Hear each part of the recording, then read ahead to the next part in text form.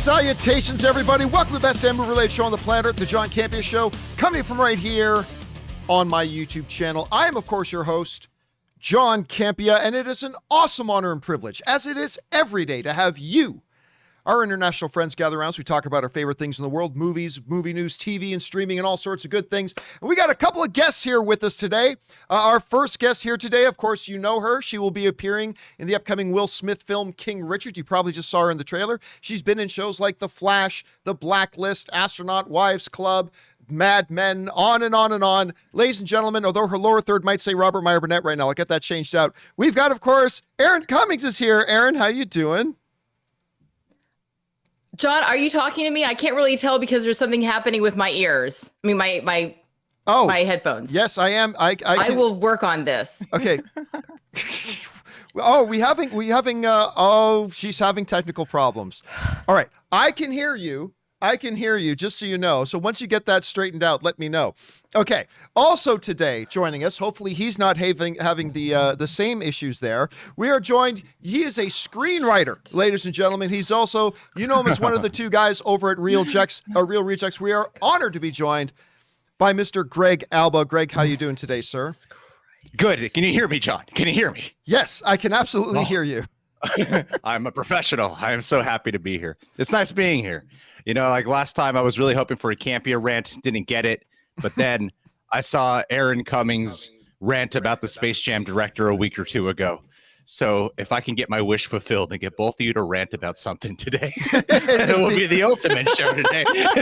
Like a giant rant orgy, if you will. Yeah. Anyway, ladies and gentlemen, we do have a number of things to talk to you about here today. I'm back. Oh, and she's back, and Erin's back. Well, I came back right in time to hear about my Space Jam rant, which was really popular with some racists out there. But anyway, yes, hi, I'm here. I was bummed to miss the show last week. It was a very exciting week because in addition to Tom and I seeing our 20-week ultrasound for Le Bébé, which is actually starting to look a little bit more like a human and a little less like a Guillermo del Toro creature, thankfully.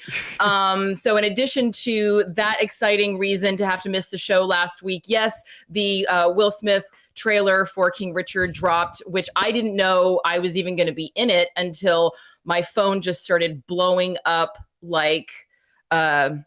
well, too soon for any of those comparisons. But yeah, my phone was going crazy and it was very exciting. And to all of you out there who said such nice things and reached out and sent me DMs, I did read them. I really appreciate them.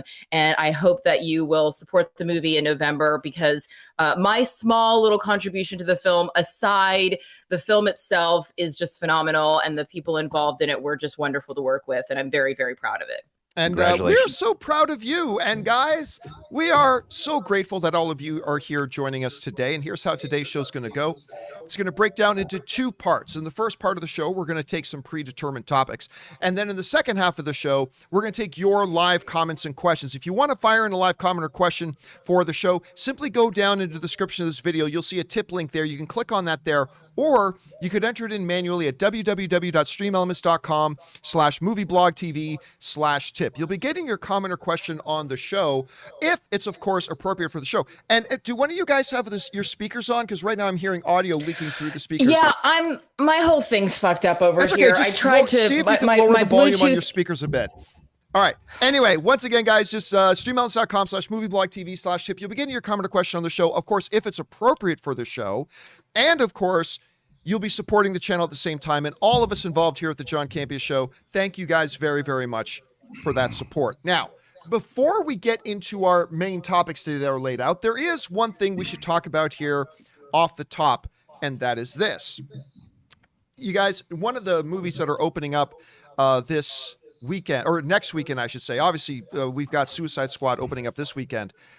Next weekend, and Erin, I'm sorry, I'm still hearing our audio leaking through into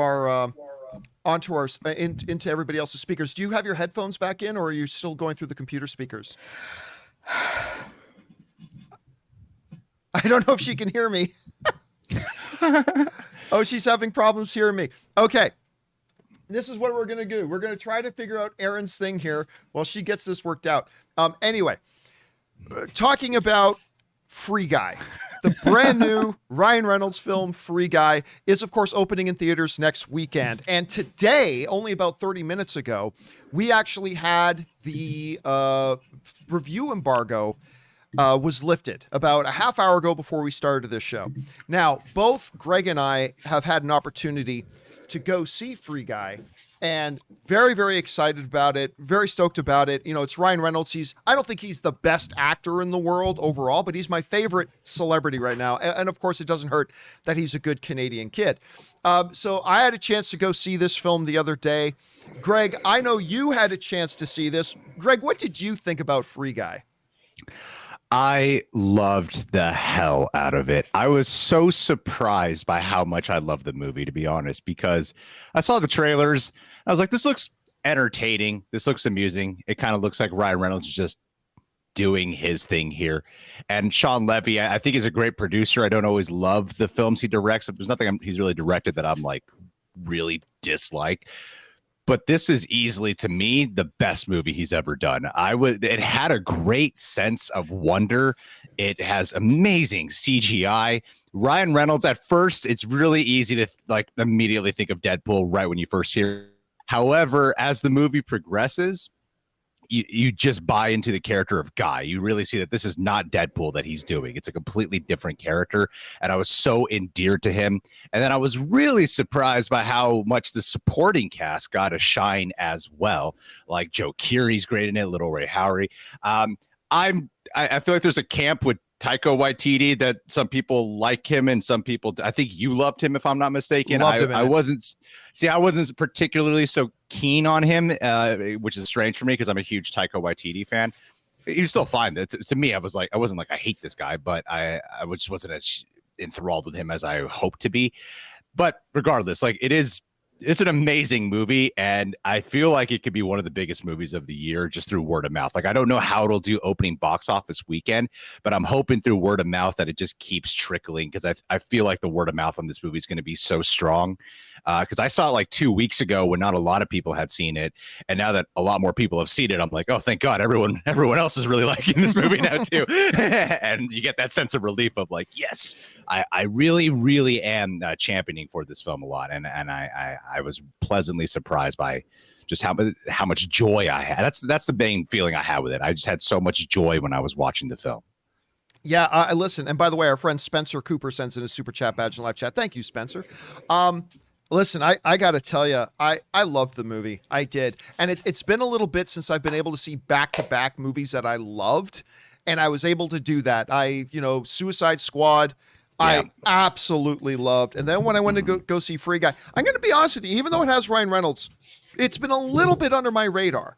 Because it really did kind of look like it had the potential to be really fun, but also have the potential to kind of be a throwaway kind of film. Like a little bit of a throwaway kind of film. And so I wasn't really sure what to expect going in. Now, like I said, the review embargo lifted about a half hour ago. Right now, the reviews are very strong. The reviews right now are sitting at 89%, and that's with 35 reviews. By the way, I haven't put it, Greg, I don't know if I haven't put in a review on Rotten Tomatoes in over a year. I might actually go and put my review in, because I am a Rotten Tomatoes certified critic, but I'll probably do that for this thing. This thing is fun. It's funny. It's engaging. If you read the script for this, you could probably think this could come off as just really overly cheesy, cheesy, but it didn't. Like, Ryan Reynolds found a way, and Jodie, by the way, like, she's so good in this. And it's amazing how in one scene, she can totally look like a sultry, sexy woman when she's in the video game. And then when there's a flashback scene and it's her, I totally buy her as 14 years old. I mean, it's like, it was totally weird, her ability to do that.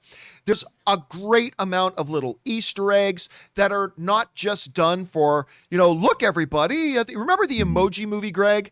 When they would just throw in a bunch of little random pop culture references for no purpose whatsoever. That's not like it here. When they throw in these little Easter eggs, they actually have purpose and function, and it makes it more impactful.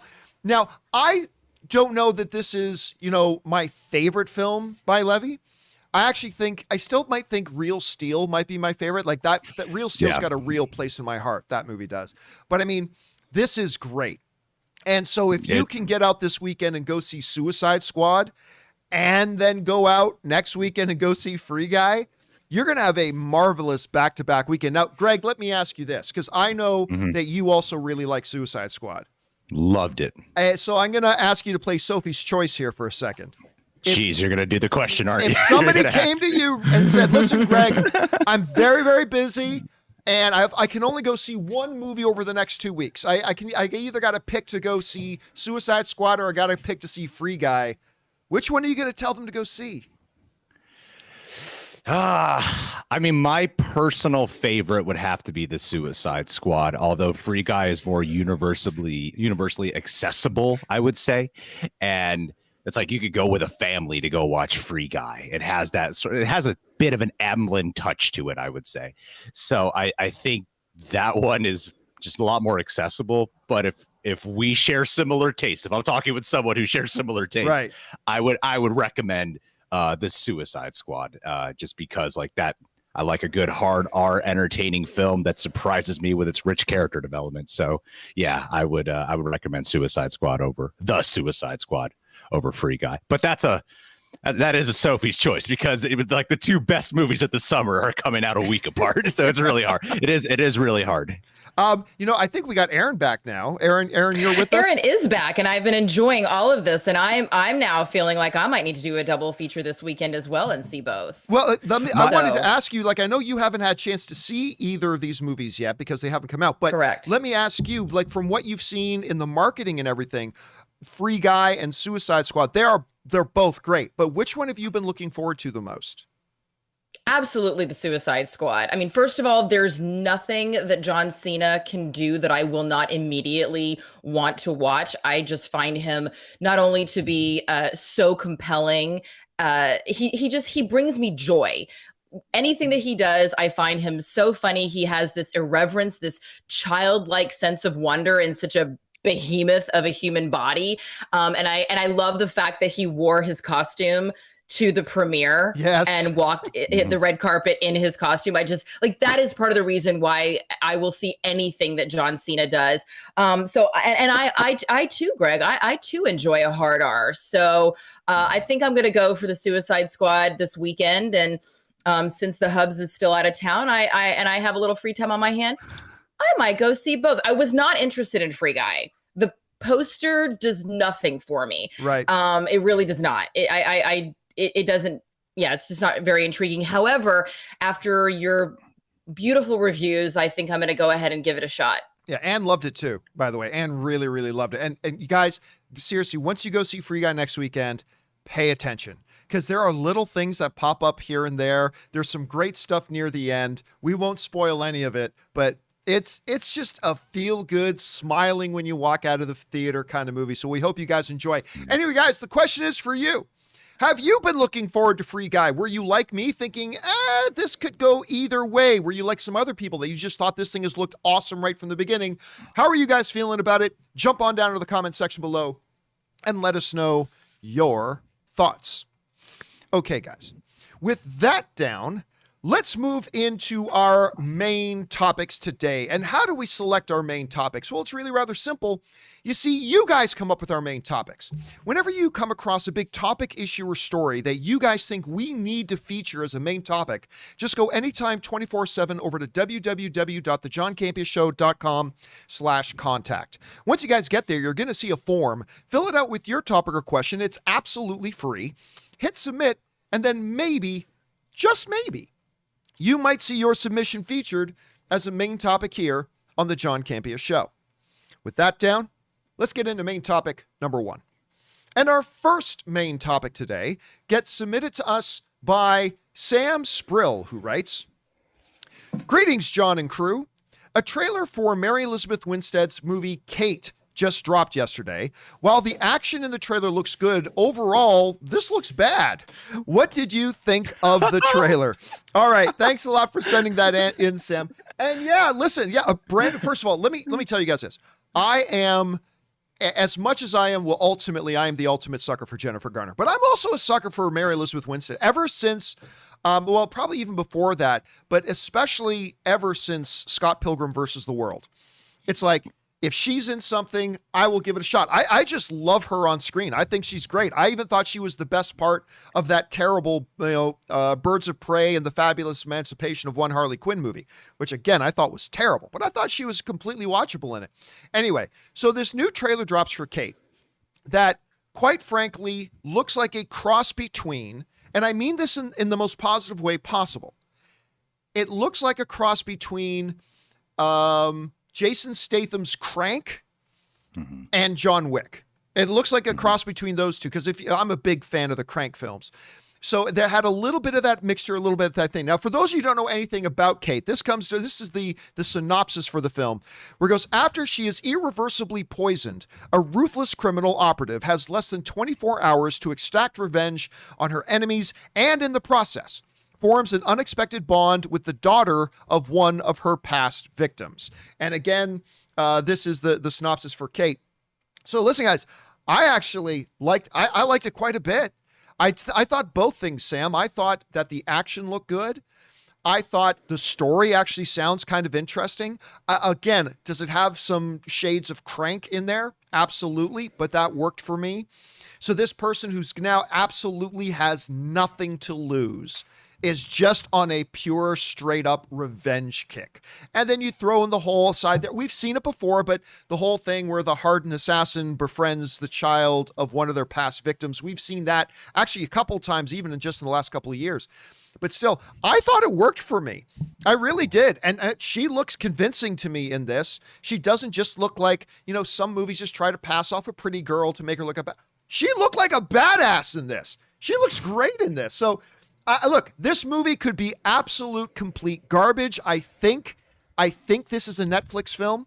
I could be wrong about that. Yes, it's a Netflix film, right, which means it probably has a 95% chance of being crappy. But until I see it, I'm going to give it the benefit of the doubt, because I actually think it looks pretty damn good. Anyway, Aaron, you had a chance to see this trailer for Kate. We haven't talked about it, so I'm very curious. What did you make of this trailer? There is no possibility that I will watch this movie. Oh, it's different from mine. Based solely on the trailer. I agree with you. I love Mary Elizabeth Winstead. I think she's phenomenal. I love Woody Harrelson. Same thing. I'm really excited that Bandmate had a little cameo in the trailer. And I'm like hoping that maybe there's something else, that we're going to, maybe we're going to see them a little bit more in the movie. So there's definitely some cool things. I love the action. The visuals are great. It's clear that this is from the same people who did Atomic Blonde. Like there's a lot of really cool visuals. I love the setting in Japan. There's so many great things going for this movie. But I got to be honest, I don't feel like I need to see the movie, because I feel like I've already seen the movie, because this trailer basically told me the entire story. This is one of my issues with Netflix theatrical marketing. And one of my neighbors is actually one of the people who does. I actually want to go knock on his door right now and go, what the fuck, man? Like, why that trailer? That was terrible. You should knock on my door next time you're going to release something and let me watch it first, because this is awful. I felt like the trailer was about 1 minute and 45 seconds too long. I would have been much more intrigued and excited about this movie if they had teased me a little bit more, but I felt like the trailer just gave everything away. I don't want you to give it. Don't give it up on the first date, okay? Make me want it a little bit. Make me beg for it. Tease me a little. Don't just be that easy, because that makes me kind of go, what's the point? I feel like, it's already been there, done that. And then my other issue is, as much as I love these two lead actors, I really felt like the dialogue was really flat and stale and predictable. It's like, oh, something happened to me, and what's your name?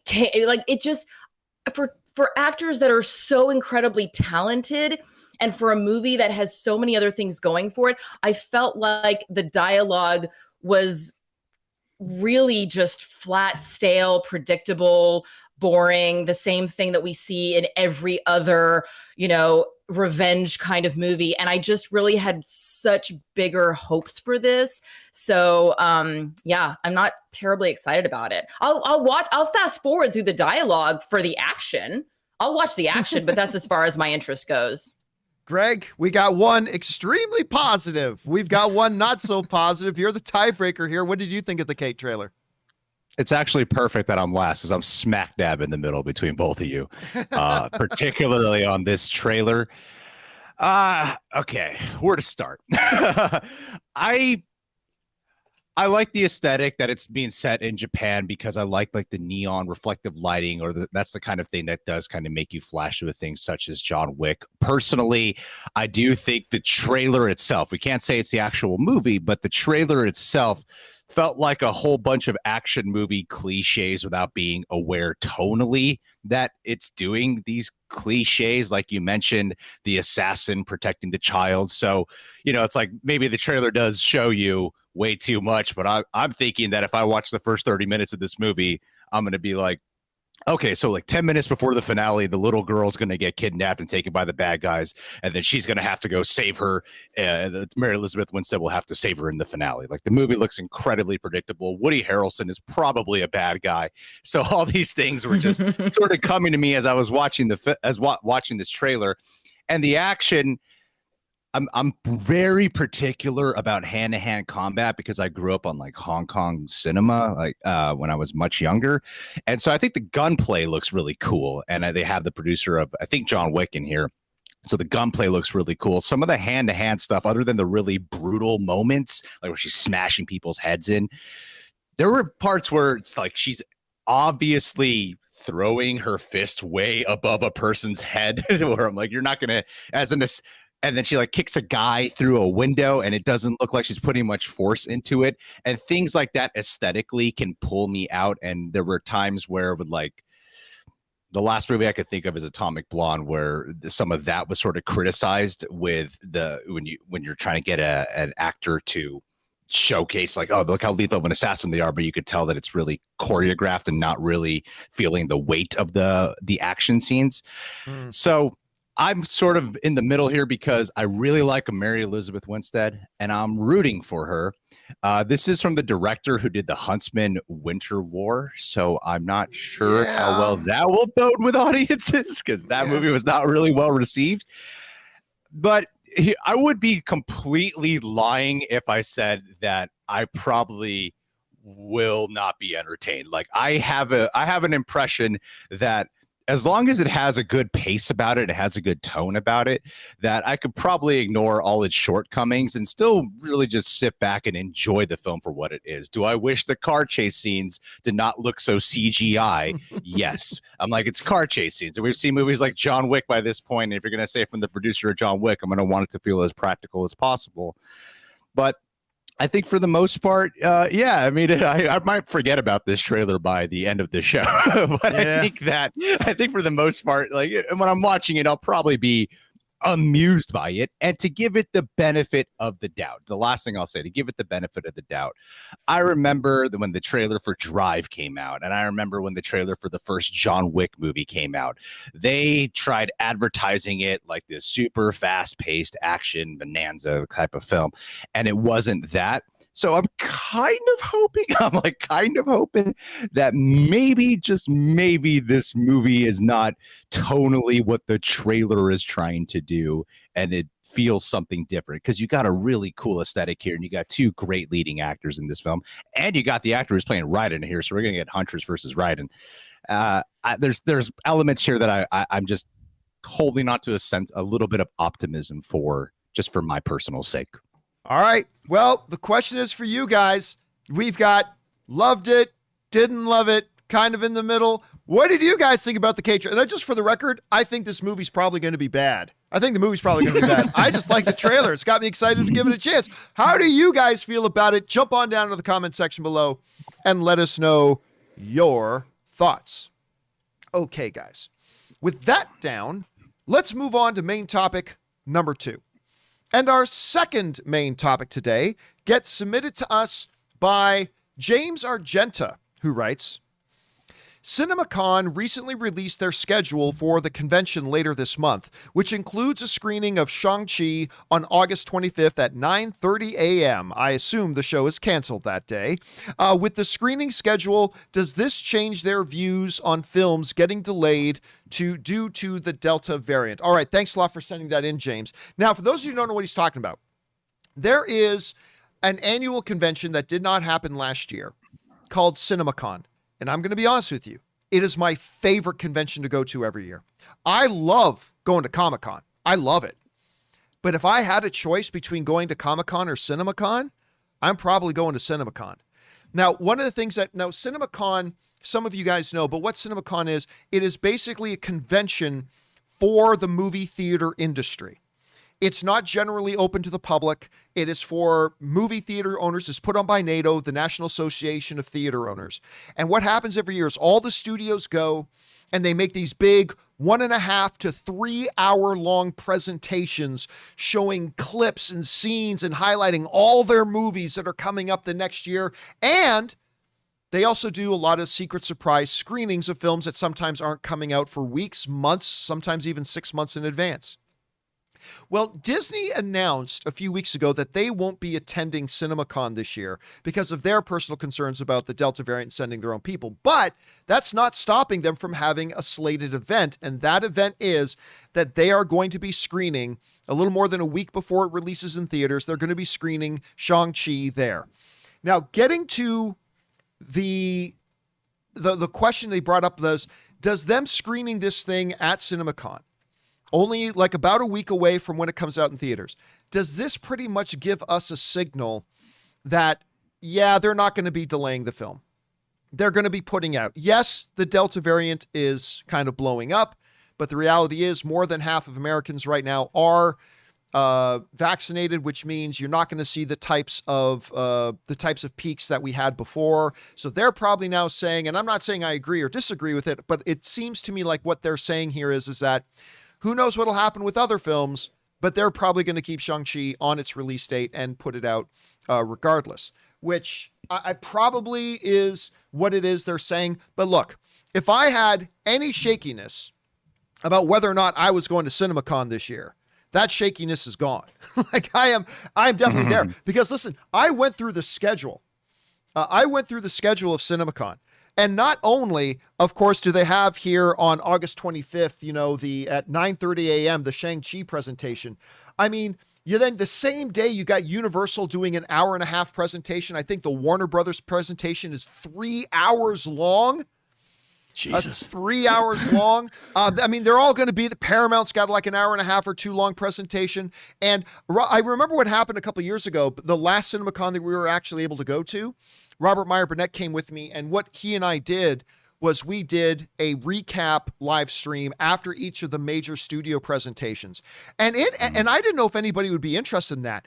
Those are some of the most highly viewed streams we did that year. Like everybody wanted to know about the studio presentations and what they were running down. And then they always bring their stars with them too. The stars are always there. I mean, that is, of course, was the first place that I heard about Dwayne Johnson doing Black Adam 17 years ago when he came out on stage at the Warner Brothers thing. So I think this is great. I'm very excited about CinemaCon. Obviously, they didn't have one last year. And yes, I do think with the fact that they're playing it here, I think this pretty much tells us they're moving ahead with their plans to release it on schedule regardless. Greg, I don't know, Greg. I don't even know if you've ever been to CinemaCon, but What do you think about them screening the film there? And does this suggest either way to you anything about their plans to keep it on its release date?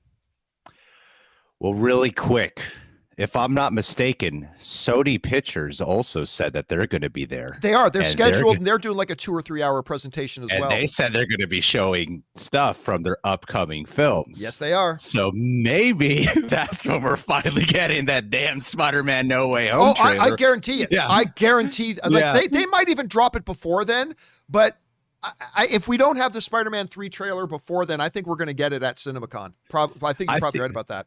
I feel like it feels like it would make the most sense, and then maybe they could have it again. This has been the same story with Spider-Man No Way Home for the longest time, but it would make sense to me if, like, okay, yeah, you release it at CinemaCon, and then you could also play it at Shang-Chi when that's actually out in theaters. But yeah, to answer the question, yeah, I mean, I never suspected this particular one would actually get delayed. It feels a little too close to the release date, and I can't really speak for people outside of California because I haven't traveled outside of California since the Delta variant started having a bit of the country, or in the world, I should say.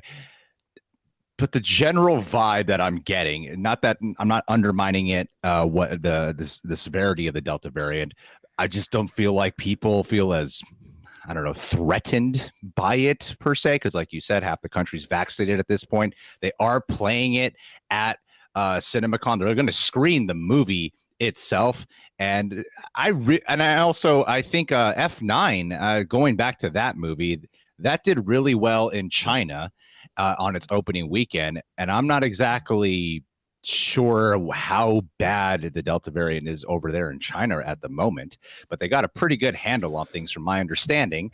And also, Shang-Chi, Simu Liu, I believe he's Canadian, but he is also Chinese. So I feel like a lot of times Marvel, they really want to capitalize on the Chinese market, and maybe it didn't do so well for them with Mulan. That was a very different story. Perhaps they would want to stick to this release date and have some faith that this would do well in the Chinese box office as well, with having Simu Liu as a star of it.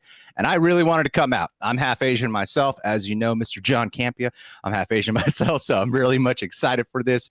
It comes out on Simu Liu's birthday, and that's also my birthday as well. So I really, just on a personal note, do not want this movie to get delayed, because it would feel like just a great birthday celebration overall. And yeah, I don't think I don't suspect it's going to get delayed, and I think this is a really strong indicator that it will not be.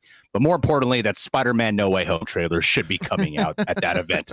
I wouldn't doubt it. Aaron, I don't know if you've ever been to CinemaCon or not, at the event in Vegas. I have not. At Caesar's But Palace. It sounds like maybe you need to bring Greg and I as your plus twos this year. Yes. Well, here's the thing. Forget CinemaCon cherries. Well, Anne obviously can't go. She's working. But I will tell you, for those of you who may want to go to CinemaCon, you can buy a ticket. You can buy a ticket to CinemaCon. Of course. Wait, when is it? It's the last week of August. I think it starts August 24th. I think it's the 24th through the 27th. But here's the catch. The ticket is not $50. The ticket is not $70. Oh, no. The ticket is not $150. The ticket is not $300. The ticket is not $500. The ticket John, you're is killing not me. $800. The ticket is not $1,000. The ticket is not $1,200. The ticket is $1,300. If you want a ticket to go to CinemaCon, you got to buy a ticket for $1,300. By the way, our friend Kevin Cow sends in a super chat badge in the live chat. Thank you for that. But I don't know. I mean, hey, listen, I might have to bring somebody with me to do these streams. Maybe we can talk about that, Aaron. Maybe you'll want to come along to Vegas, because, I mean, the good thing is... Well, here's the deal. I got suckered into getting a timeshare in Vegas about 15 years ago that I've actually never been to. So the three of us could all go. We could stay in my little timeshare in Vegas. I'm the idiot that has it. And Greg and I could just pass that pass back and forth, We'll switch it up. I mean, that sounds fun. I mean, and the journalists who go, I mean, they do give out... I've traditionally gone on the journalist pass. They've given me journalist credentials to go. So I have not, although the one year I did straight up buy the ticket. I straight up bought the ticket one year because I wanted to go to all the things that the journalist pass didn't get you, because there are a lot of industry parties and they book out the big clubs as well. And they have these special breakfast events and they do. And I thought one year, I thought, you know what? I'd like to go to everything. Yeah. And so I wrote it off as a business expense, and I went and did that. Nice. I'm tempted to do that again this year. Anyway, Aaron, you're hearing them saying that they're going to be screening this film, thank goodness, at CinemaCon. Does that suggest to you that they are planning on keeping it there? Could it still be up in the air? And where's your anticipation level right now for Shang-Chi? Well, to be honest, it wasn't really on my radar, but after hearing Greg's enthusiasm for it, it's kind of hard not to be like, yeah, let's go. I mean, if nothing else, then it's a great way to celebrate my new friend's birthday. So that right there is reason enough to go. And, I appreciate what you guys are saying as far as it being delayed. I don't see this being delayed for for this reason.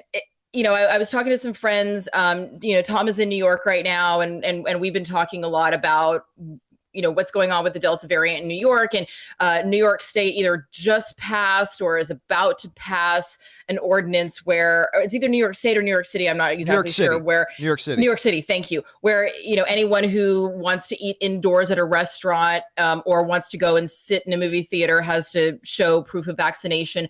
I think that there is really just going to, in the near future, especially in bigger cities, especially cities that do have higher vaccination rates that are still, but yet are struggling because there's always, because there are holdouts. I think that we're going to see a lot more of that, those vaccination passes where people go, hey, man, we're ready to just move the hell on with our lives. We're ready to be able to go and sit in movie theaters and get back to some sense of whatever the new normal is going to be. And if you don't want to get vaccinated, that's, your business. But unfortunately, your business does affect everybody around you. And so I really feel like we're going to enter this segmented society where there's just places that people can go when they're vaccinated and places that people can't go. And movie theaters, I would not be surprised if other cities followed in New York City's lead, especially some of the cities that have larger outbreaks. I do not imagine that this film is going to get pushed. I would be surprised if any films continue to get pushed, especially after what's going on with Scarlett Johansson and Disney. So, and given the vaccination rates where they are. But yeah, I thank you so much for your enthusiasm, Greg. I'm going to go see this on your birthday in honor of you. And I'm not kidding about that timeshare in Vegas. I really think the three of us, we need a Vegas road trip. I'm ready. I'm ready. True story. It'll be my baby moon. I'll tell you guys a true story. I think, Aaron, you know about this, but a number of years ago, now I go to Vegas during non-COVID times. I go to Vegas about 6 times a year. And the reason I go to Vegas about 6 times a year is because I used to go to Vegas like twice a year and I really love it. And then this is still back in the AMC days. I had somebody write to me and say, John, I'm a VIP rep for Caesars Entertainment. The next time you're coming out to Vegas, hit me up and I might be able to set you up with some stuff. And I'm like, cool. Ever since then, whenever I go to Vegas, Caesars has just, what's the word I'm looking for? Comped? Yeah. Caesars has just comped us our rooms every time we go. They've Nice. even given us like, remember the Rain Man suite in Rain Man? They actually they've given us the Rain Man suite a few times. Wow. And it's always great. So that's why I can go to Vegas so much, is because I don't have to pay for the rooms. But seriously, look, they've never asked me to do this, but they never asked me to plug them. But seriously, guys, if you go to Vegas, stay at a Caesars property. Caesar properties, whether it's Caesars Palace, Planet Hollywood, I mean, they've got about 7 of the hotels on the Strip are Caesars properties. They are fantastic. And really, you got to stay at Caesars Palace too. Like, if you can, you stay at Caesars Palace. But anyway, and that, Are you saying that you're not going to, are you saying that you'd rather stay at Caesars Palace in the Rain Man suite than stay at my at your timeshare with 3-year-olds pooping in the pool? Yeah.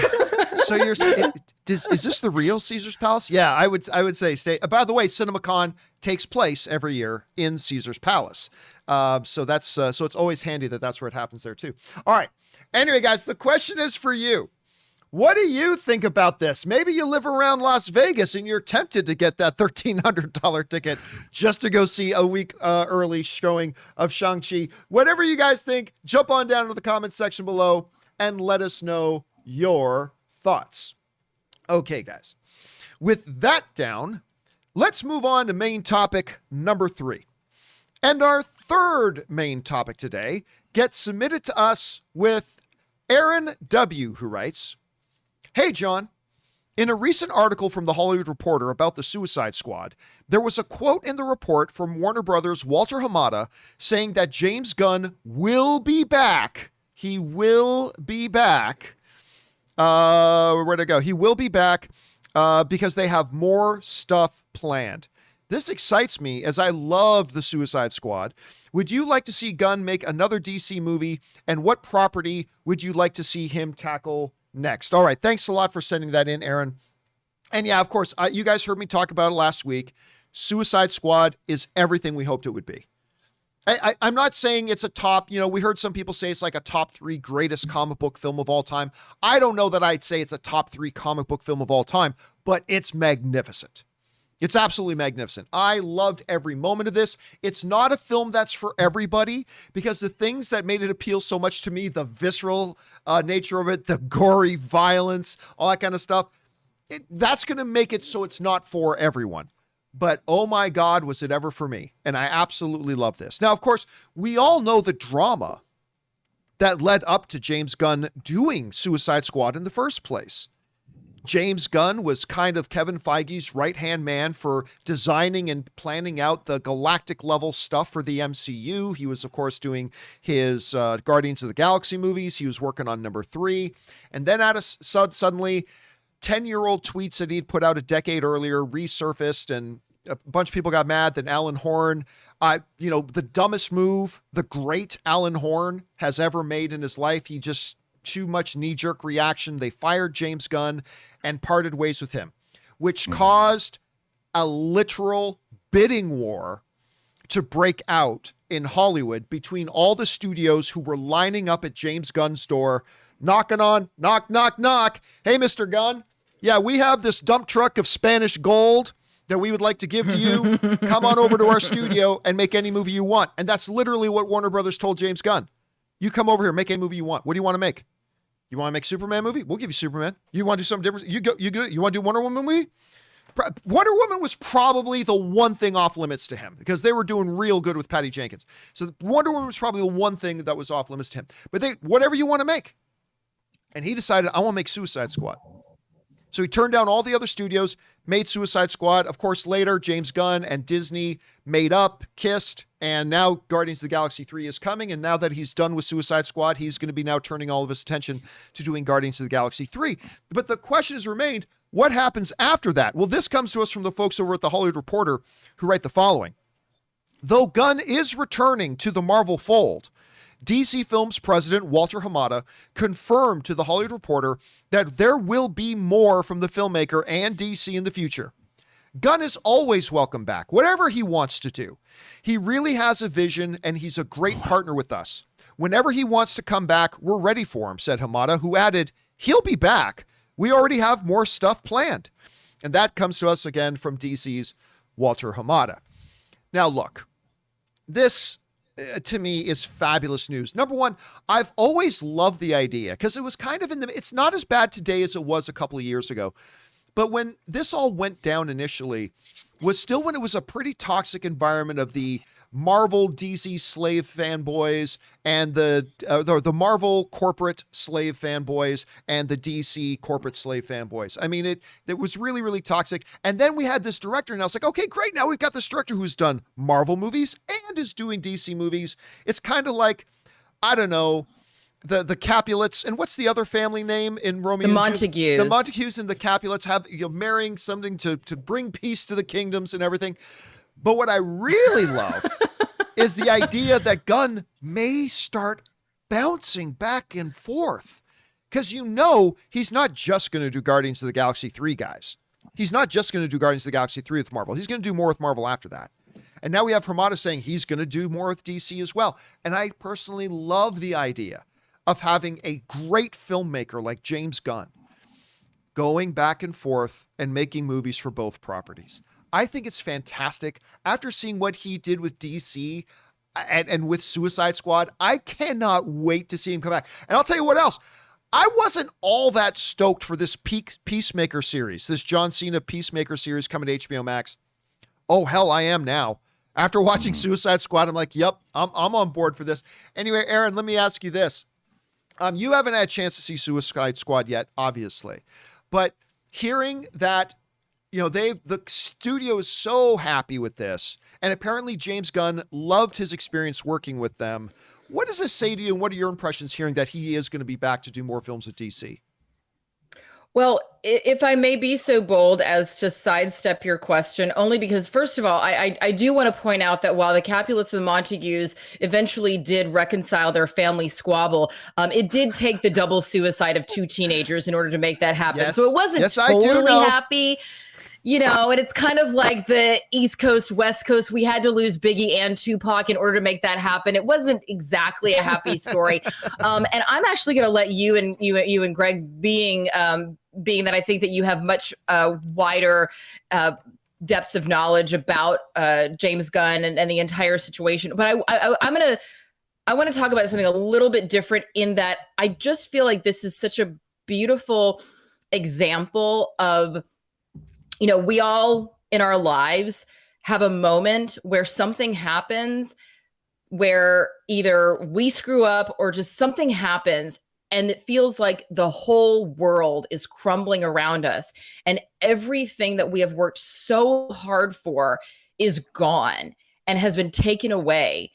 And I obviously don't know James Gunn. I didn't talk to him in those moments when, that was coming down from Alan Horn and the entire internet was exploding over whether or not he should be, canceled forever or given another shot. I don't know what was going on in his head, but from an outsider perspective, I think it is really a nice reminder that no matter how bad things seem in the moment, you never know if that thing that caused your entire world to fall down will ultimately be the catalyst for everything that you want, all of your dreams to come true.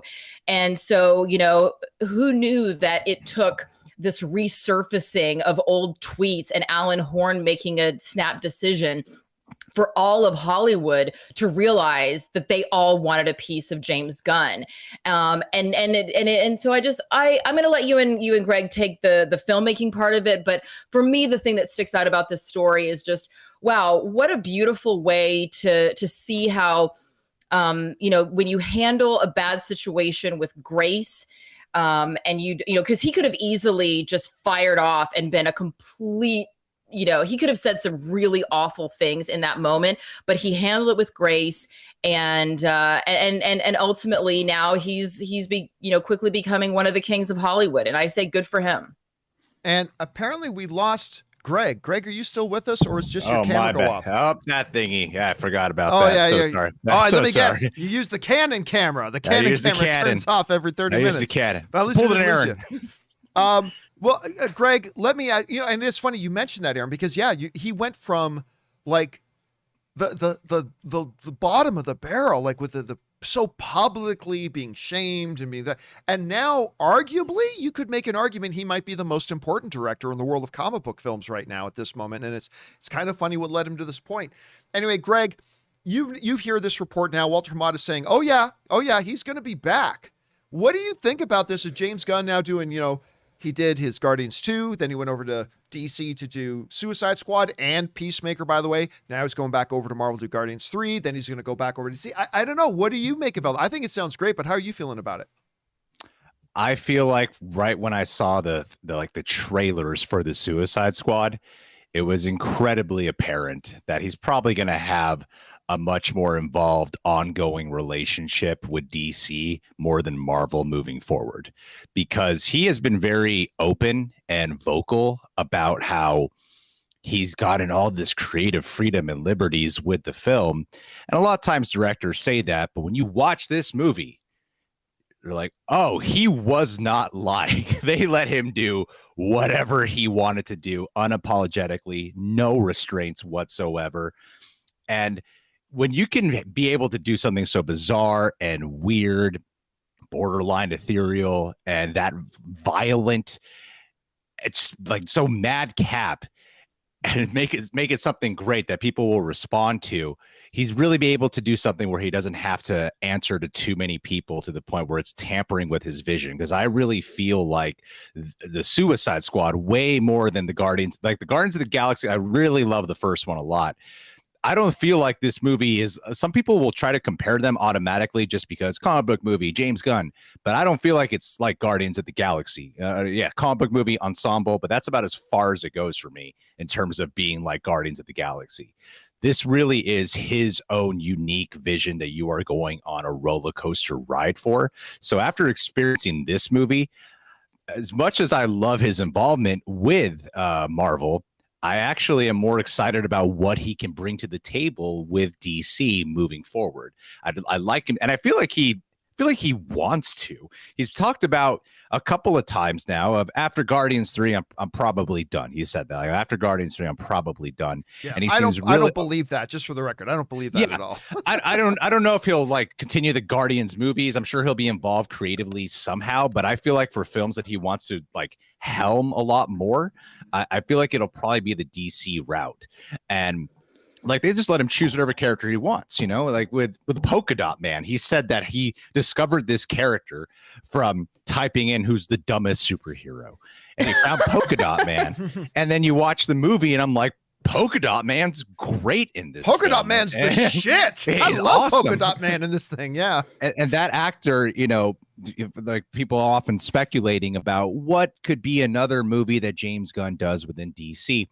And I talked to that actor. I always get his last name wrong, but it's like David Dastmalchian, and something like that.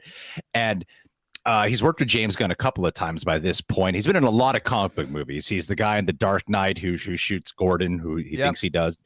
He's in Ant-Man. He's in the Gotham show. He's in the Flash show. He's in Batman. He's in some of the Batman animated stuff. But anyway, I even talked to him, and without giving like spoilers away at all for this movie, I want to keep everything a surprise. He was opening up to me about how was diagnosed with the disease vitiligo, which is like causes loss of skin color in patches. Now, without spoiling anything, you could see why this role was so personal for the actor when you watch the movie itself. And in the film, it introduces sort of a body horror element, and you don't really know what his journey was leading into being captured by Amanda Waller and being thrust into you don't know what led him there necessarily. So I was like, man, it'd be really cool for this guy to finally get his own like solo. He's doing a Peacemaker show with John Cena, but if he was able to do something that's like a body horror film with Polka Dot Man, that would be really cool and explore the traumatic roots with him. I was also thinking, like, I think James Gunn could nail a Swamp Thing movie. That's something they've been trying to do they've been trying to do that for years. And they even had a show that got canceled while it was airing. And it's like, I'm thinking about James Gunn's time when he did the movie Slither, which was so like gross. Still my number one favorite James Gunn film. Still my favorite one of his. It's brilliant soundtrack. Yeah. It's pure James Gunn, super fun, super violent, icky, gross, body horror, creature feature. And I'm like, dang, he would do the perfect Swamp Thing film. And so I want him to stick with DC so he could do stuff like that. And I feel like people would be so jazzed about him doing Swamp Thing, because so the Suicide Squad kind of has moments that hint at horror, and some are like just straight up horror. So I think if he was able to kind of throw his style, his sense of horror and bemusement into a Swamp Thing movie, I think that'd be really cool. And I feel like for the first time they would finally nail Swamp Thing. So yeah, I would love him to stick with DC, and I'm excited about his future there. The one thing that makes it feel like DC could be a little bit more of a natural home for him is the fact that, Marvel is, with tremendous success and so great rationale, Marvel is going to stick in the PG-13 realm, with the exception of Deadpool, which Kevin Feige's already talked about that. And James Gunn, while he has crushed it with PG-13 with Guardians of the Galaxy, he's just more coming out of the trauma background and everything, he just seems more naturally comfortable in an environment where he can just go batshit crazy if he wants to. Like if he just wants to go completely nuts and really push the limits on things, and it just seems like a little bit more of a natural fit. Anyway, guys, the question is for you. What do you think about this? That James Gunn already has planned stuff to go back and do more with DC. I personally think that's very exciting. How do you guys feel about it? Jump on down to the comment section below and let us know your thoughts. Okay, guys. With that down, let's move on to our fourth and final main topic today. And our fourth main topic today gets submitted to us by Dylan Hooten, who writes, Hey, John and Aaron, and we're also joined by Greg today. I was reading about the Scarlett Johansson lawsuit on The Hollywood Reporter earlier, and they included a part where a few producers, including Jason Blum of Blumhouse, were saying that streaming movies were basically going to be the death of quality movies, since in streaming, they don't actually care if the movies are good, just that they're cheap. What did you make of their comments? All right, thanks a lot for sending that in, man. And yeah, you're right. It's funny because it was in the midst of this article on The Hollywood Reporter that was basically talking about Scarlett Johansson's lawsuit with Disney and the fact that you can expect a whole bunch more lawsuits are coming too, at least according to them. But within this article, they also start talking to Jason Blum, of course, from Blumhouse. They've been killing it. That studio is just killing it. But and they're talking to some unnamed producers as well. And by the way, the wonderful Connie Sang sends in a super chat badge in the live chat. Thank you, Connie. And by the way, Anne is totally open to talking to you about project management. Just want to say that to Connie. Anyway, they brought up something else where Jason and these other two producers started talking about the very nature of streaming movies and kind of indicating that the basically worst kept secret in Hollywood that all the producers and everybody knows is that, yeah, streaming is basically going to be the death of quality movies, at least to them. Now, look, here's basically what their point on this, or their whole notion on this, comes from. The idea is this, so we're going to read this quote from them in a second. And you know what? Yeah, we'll read that quote from them in a second. But this is kind of where the concern comes from. That, you know, in a we'll just call it THE. In a theatrical movie, you have to do as good a job as possible, because the better the movie, the more money you make. Now, some of you may be looking at your screens right now and saying, John, just because a movie's good doesn't mean it's going to make money. Oh, of course, you're absolutely right, 100%. But the better your movie is, the more money it will, even if the movie's a flop.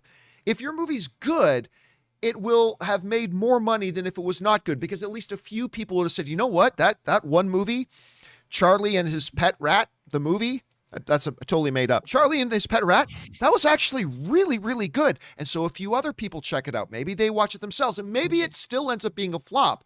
But generally speaking, and there are obviously exceptions, but generally speaking, the better, while a good movie doesn't automatically mean you're going to make money, the better it is, the more you will make, even if it ends up taking a loss, generally speaking.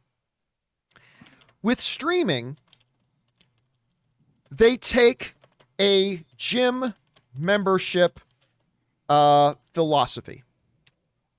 The whole idea, the way gyms make money is not by you coming to the gym.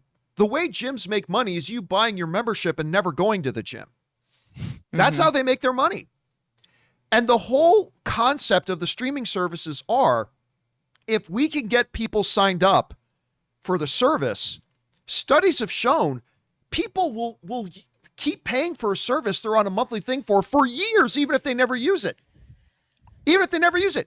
And researching this story last night made me start going through my bank statements. And I'm like, holy crap, I'm still paying for that? Like a little $5.99 charge a month. And I just totally forgot about it, right? Yeah. That is the whole principle of streaming. And it's a proven business model, guys. It's a proven business model. But that's the idea of streaming, is that they don't need an individual movie to be as good as it can possibly be, because their actual financial destiny is connected to how good that movie ends up being. It doesn't matter. A great example of this is Gunpowder Milkshake, which, I mean, looked good. It generates excitement. They were able to put some names in it. At the end of the day, it was a piece of shit. And, you know, as somebody who was really excited about it, and 9 out of every 10, hell, 9.7 out of every 10 Netflix movies are absolute pieces of shit. But it doesn't matter, because Netflix adopts a quantity over quality. As long as we keep putting out new movies, tons of new movies, tons of new content, it doesn't matter if it's good or not. The people who are subscribers will just keep subscribing. Now, the reason I brought all that up is because there's a really interesting part in this article where Jason Blum and the producer talk a little bit more about that as terms of one of the motivations for movies wanting. Now, Jason Blum doesn't think they're going to be able to do it, but one of the motivations for movie studios wanting to move more to a streaming model. And this is really interesting. Listen to what they say here. They say the following. Okay. So what the streamers are betting on, says a producer, what the streamers are betting on is that in the next 3 to 5 years, there will only be 3 or 4 of them left pumping content into homes. So we all know right now, guys, right now is the wild, wild west of streaming, right? We've got everybody with a streaming network now. We got Amazon and Disney and Paramount Plus, and we've got Peacock, although I love the service, still a stupid name. And we've got 7, 8, 9, 10, 11, 12, 13, 14 more. What this producer is saying is, what a lot of these streaming services are banking on is that just like in a lot of other when new technology, new things come out, there's a whole bunch and then it gets widowed down. And they're saying that these big streamers like Disney, like Netflix, like HBO Max, they're betting on that in 4 or 5 years, there's really only going to be 3, 4, or 5 major ones left, limiting the choice that consumers have. So he goes on to say this. What they're really banking on is that there will only be 3 or 4 of them left pumping content into homes. And they'll be so powerful that they will be able to push the price down of producing and of paying talent and of paying producers and of paying writers and of paying directors, says Jason Blum. I personally don't think they'll be able to do it, but that's what they are betting on. Another prominent producer thinks that they will be able to do it, but doesn't think that it will be good for the industry. Now listen to this. This is where it gets really interesting. From this point on, it's just going to be work for hire, says the producer. It's a huge sea change for everyone. You'll still get a huge payment up front, but just not going to be a huge home runs anymore. And with time, those fees will get pushed down and they will get smaller. But having been offered such deals, this person says, it doesn't matter. Listen, this is a producer saying this. Listen to this. It doesn't matter to me whether my movie is a huge hit or not. The pressure's off. He doesn't want to embarrass himself, but the project just needs to be good enough to get the next deal. This may help explain why so many movies that are made for streamers seem so lackluster. It doesn't matter, says the producer, if my movie's great or not. It doesn't matter. They already paid me my fee. Doesn't matter. As long as I make the movie just good enough for them to hire me to do another movie, that's all that matters. There's no longer any incentive. There's no longer any, my personal success is now connected to the success of the movie, which is an extreme incentive for a lot of creatives and all that kind of stuff. And it's just not there anymore. And then Jason Blum follows up by agreeing with that. And he says this, Jason Blum concurs. On a streaming movie, if you're not participating in the upside or the downside, I think that compromises the creative process, Blum says. He's counting on a ton of lawsuits in the upcoming months and hopes that eventually there will be sharing and streaming just like there has been for 50 years in business and so on and so forth. The basic thing, though, here that they're kind of discussing is that, listen, in the theatrical model, now look, everybody knows I'm a big theatrical guy, okay? So take what I say on this topic with a grain of salt that I'm a very, very pro-theatrical guy. I have every streaming service. I'm a big fan of streaming too, but I am at my core a theatrical guy. So, just giving you that up front. So take what I say with a grain of salt. But with the theatrical model, there's huge incentive because every single movie can be life and death for your career. Like you make content because the better the content, the more money you can make. Your personal financial success can be tied to the financial success of the movie. There is incentive built in there to do as great as you can, because if you're Warner Brothers and you put out a subpar movie and you put in subpar effort on the marketing of that movie and you put in subpar effort on how much you're willing to pay certain talent, and so you settle for talent level B or level C or whatever, blah, blah, blah, it's going to hurt your bottom line. But it won't do that on streaming. It won't do that on streaming. All you need to do is crank out enough quantity to get people to sign up. And then like gym memberships, they're not going to unsubscribe. I mean, even when everybody says, I'm not, remember after Mandalorian season 1 and there was no new premium original content on Disney Plus for like a year, how many people, including this jackass, that said, oh, yeah, I'm just gonna discontinue, I'm gonna unsubscribe from Disney Plus until the new premium stuff comes. We never did. Everybody says, oh, I did, but the statistics show no one did. Everybody stays subscribed. I'm sure some people did, but not enough to affect anything. And that's what they're counting on. And now you got these producers saying, yeah, this compromises the creative process. You are not going to see, you're still going to see some great movies, but not the same ratio anymore. Because generally speaking, while you have your odd diamond in the rough, The Irishman, Old Guard, and there are a few others as well. The fact of the matter is, 9 out of 10 of them are Gunpowder Milkshake. 9 out of 10 of them end up being these really disappointing. It's like, oh, so you just kind of took some script and threw a big star into it and you tricked us into watching it, but it was really subpar and nobody obviously gave a shit about it. That's what the majority of these movies are going to be now. Anyway, I just thought it was interesting, guys, hearing this coming from guys like Jason Blum and guys like and other producers in Hollywood saying, hey, I no longer have an incentive to make the best movie I possibly can.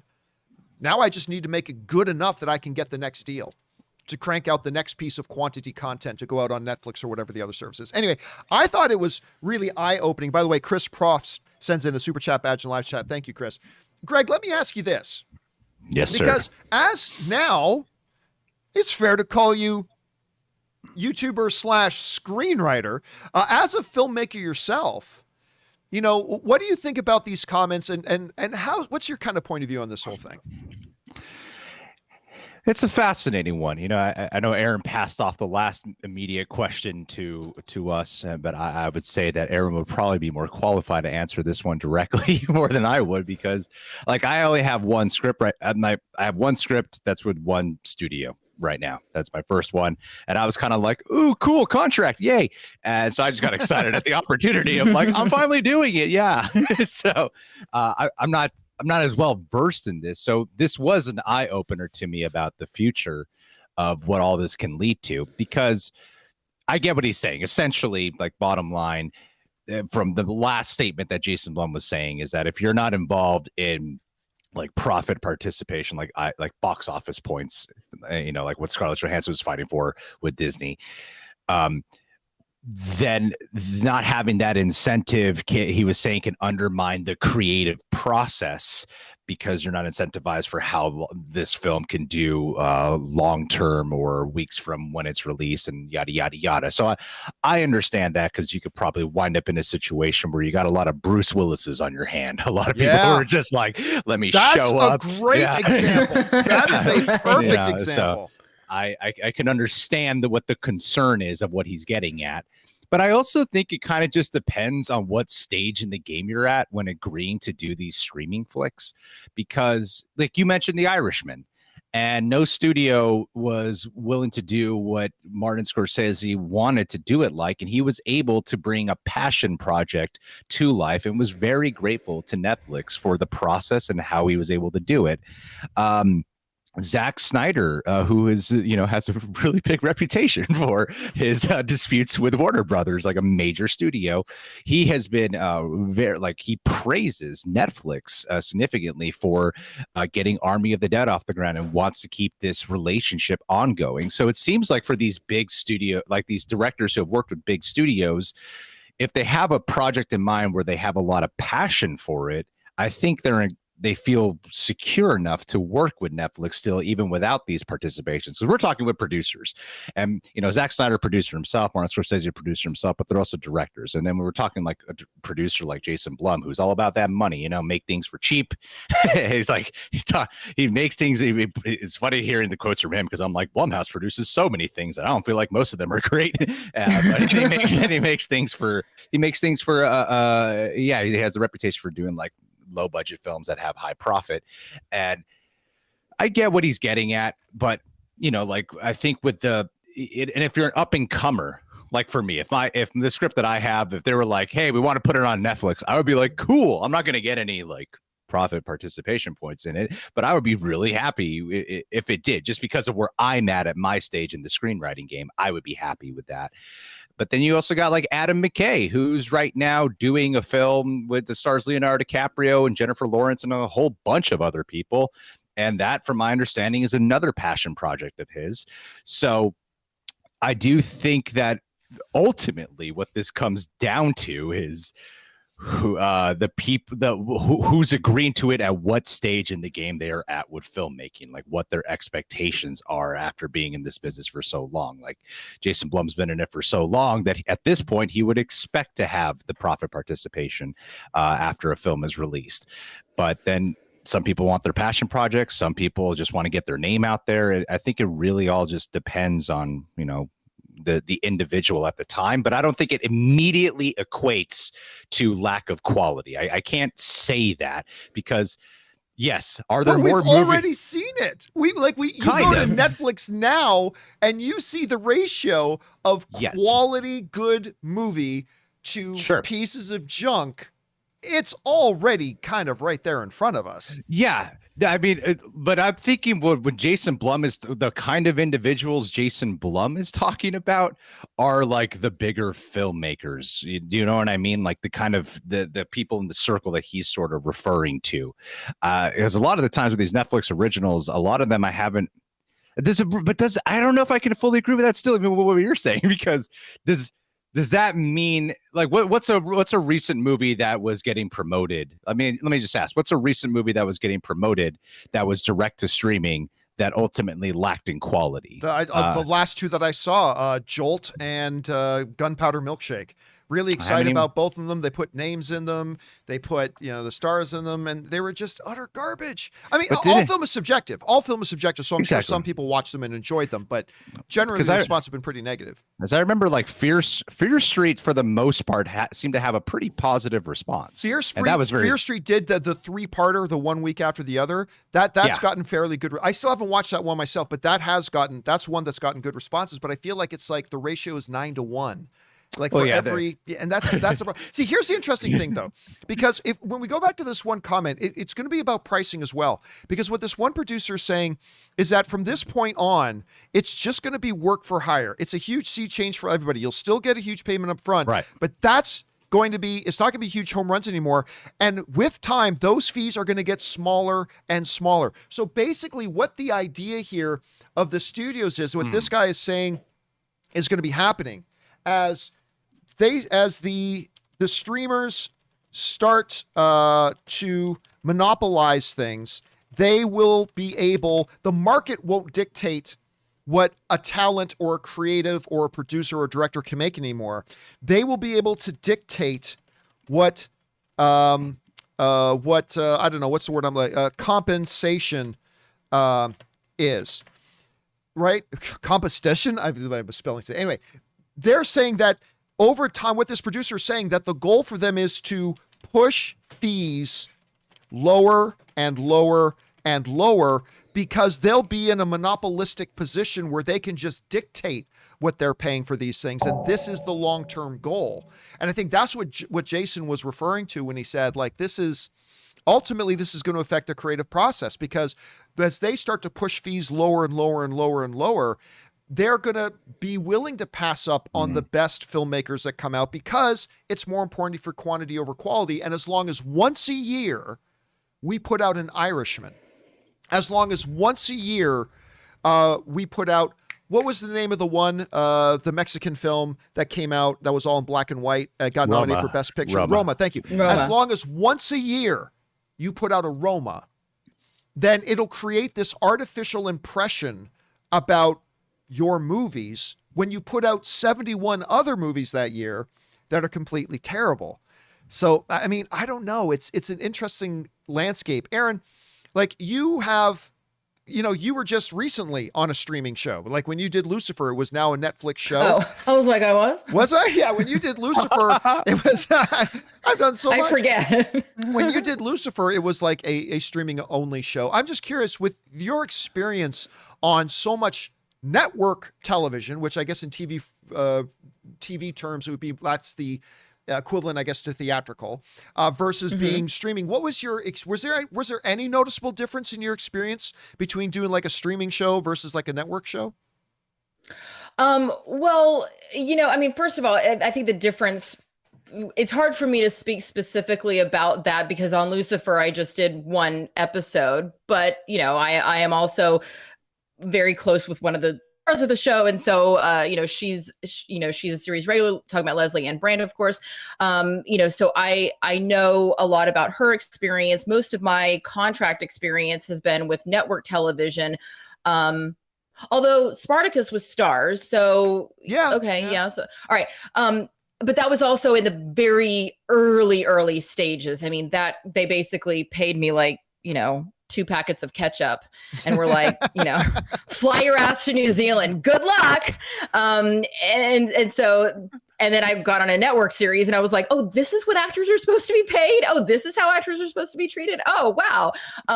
Things, but one of the things that, is not being taken into consideration when we're talking about they're just going to be lowering.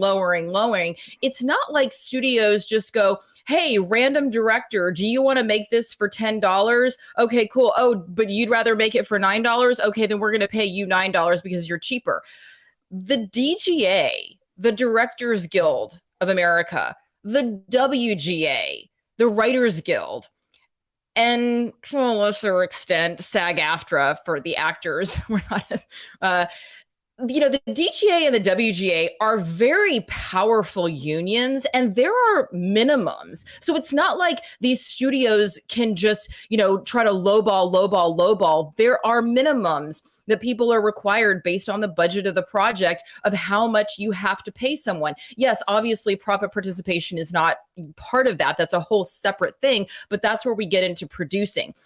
When it comes to a director for hire, which is how it had been for the majority of history, this whole profit participation idea is relatively new in the scheme of Hollywood, like in the 30s and the 40s and the 50s, profit participation did not exist, Similarly, with television, profit participation didn't exist until that was restructured.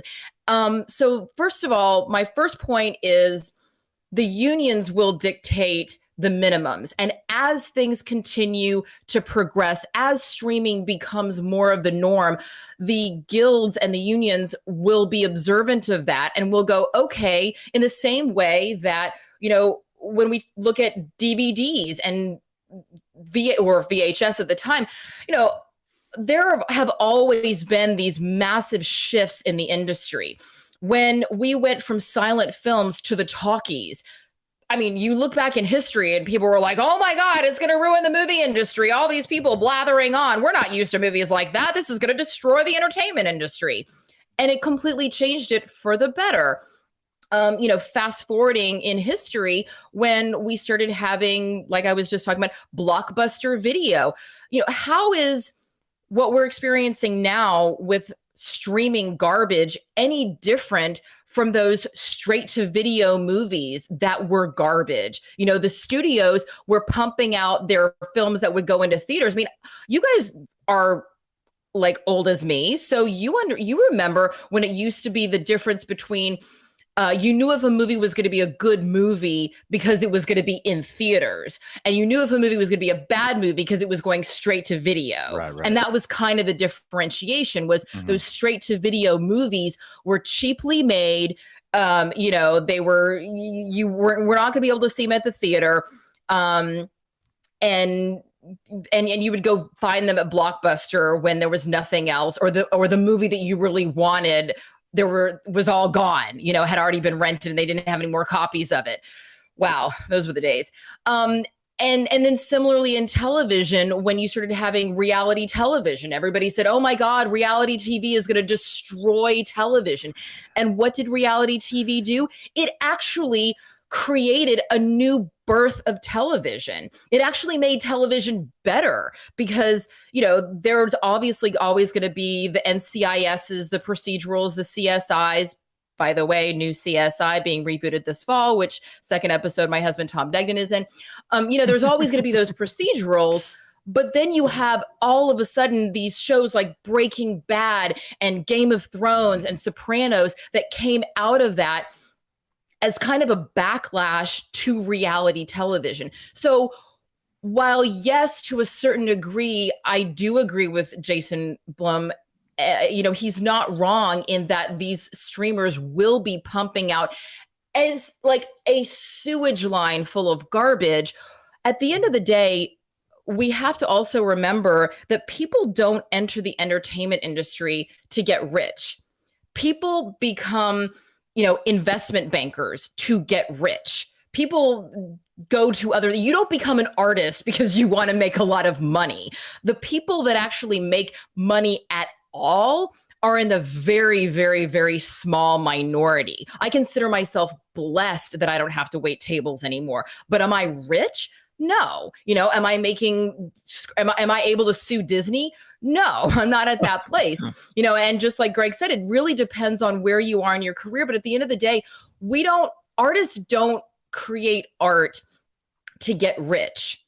And there are always going to be those people that just go, okay, I just want to pump out content to just have a steady paycheck. And I'm like, cool, you do you. I have no issues with you wanting to put food on your table for your family. But the idea that as an entertainment industry as a whole, we're ever going to get to a point where quality doesn't matter, I just don't think that's going to happen. I think that we're going to go through a very bizarre period where we do see a lot of garbage, but ultimately what's going to happen is there is going to be a renaissance. And I don't know what's on the other side of that, but if I knew that shows like, Jersey Shore were going to contribute to being able to be blessed with shows, like, I don't know, Killing Eve is one that pops into my head, just, off the top of my head. Hacks that I just finished watching that I absolutely love. I would say, okay, let's break a few bones to be able to, walk a little taller.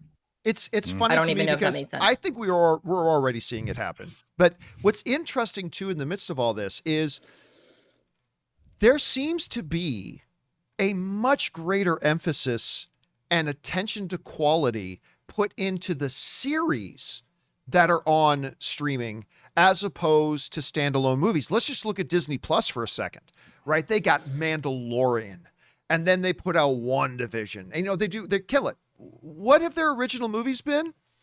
A really bad Lady and the Tramp rendition and remember that Noelle? Remember the one where she's Santa Claus's daughter? Yeah. The girl from Pitch Perfect. Why am I freezing on her name? Anna Kendrick. Anna Kendrick. I love Anna Kendrick. I love Anna Kendrick, right? She's great. Their series, they kill it. At least their premium series, they're killing it. Their original movies? Suckage. Netflix? I'm not saying every single original series on Netflix is great, but for the most part, I mean, you look at their history. Whether it's like House of Cards, Stranger Things, The Crown, on and on and on. There's so much quality emphasis put into their series, which have a bigger impact, I think, on their stuff. Well, they have to keep them. They have to keep they got to keep them coming. Yeah. Their original films, completely the opposite experience. Like, every once in a while a Netflix original series isn't great. Every once in a while, it's completely the opposite with their original movies. Every once in a while, you'll get a good one. Every once in a while, but for the most part, it's terrible, and it's really interesting to see that differentiation. I think that's also part of the evolution, because if you look at a show like WandaVision, which is a standalone series, there's not going to be a season 2. Sadly, I was really bummed, but I get it. It had a perfect beginning, middle, and end, and the show needed to end when it was. So, is it that their series are overtaking their films, or is it more that these series are becoming a hybrid of what television used to be and what film used to be? And now, instead of watching an hour and a half or a 2-hour movie, audiences are really enjoying being able to watch a 6-hour movie in parts or an 8-hour movie in parts. And that's part of what I'm talking about is this renaissance is, will the 2-hour film ever die? No, I don't think that it will, because we're going to want to be able to have those standalones. And also in the same way that when I was a journalism major, in college 20 years ago, we were talking about this newfangled thing called the internet and how that was going to destroy print media. And yes, in some ways it definitely has caused print media to plummet in the last several decades, but newspapers are still printed. There will still be films in theaters because people will always want to have that experience, I believe.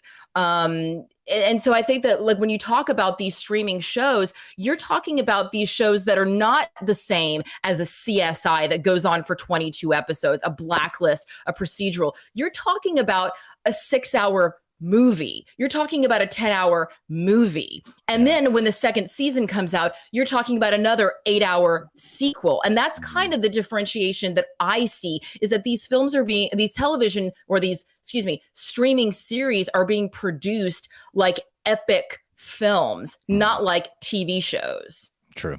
Question is for you guys. There's a lot of interesting points of view on this. How do you guys see all this with the transition? What has your experience been like with streaming series versus the streaming movies and all that kind of stuff? Whatever you guys are thinking, jump on down to the comment section below and let us know your thoughts. All right, guys, we're going to go into your live comments and questions here in just a second. But first, we're going to take this time, because we're almost at 11:30 already. So we're going to take this time to say goodbye and thank you to the wonderful Erin Cummings. Erin, thank you so much for being here. And there's Joey Bishop. Hello, Joey. She's been sleeping on her little pillow next to me. She's like, hello. She was so great. She came over to visit the other day, too, when Erin came over. It's so good to see her. Erin, in the meantime, where can people follow you online? Oh, you can come visit us at Erin L. Cummings on Instagram. Or, you can head over to babylist.com/babydegnan if you want to get us a little special treat. Yes, there's that. And of course, Greg Alba. Greg, thanks again for being here. Again, my friend. In the meantime, where can people follow you and all your stuff online?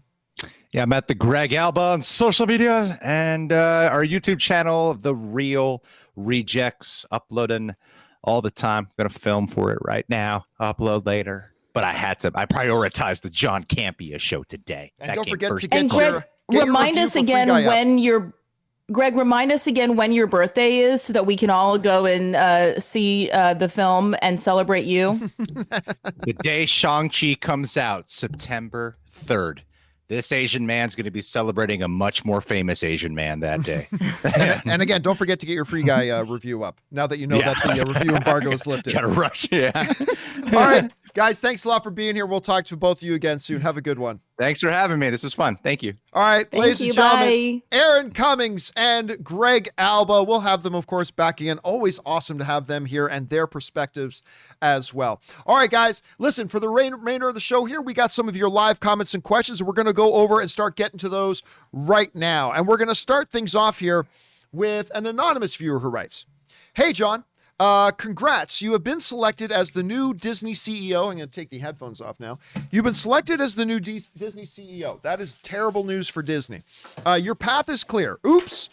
Here's a pandemic.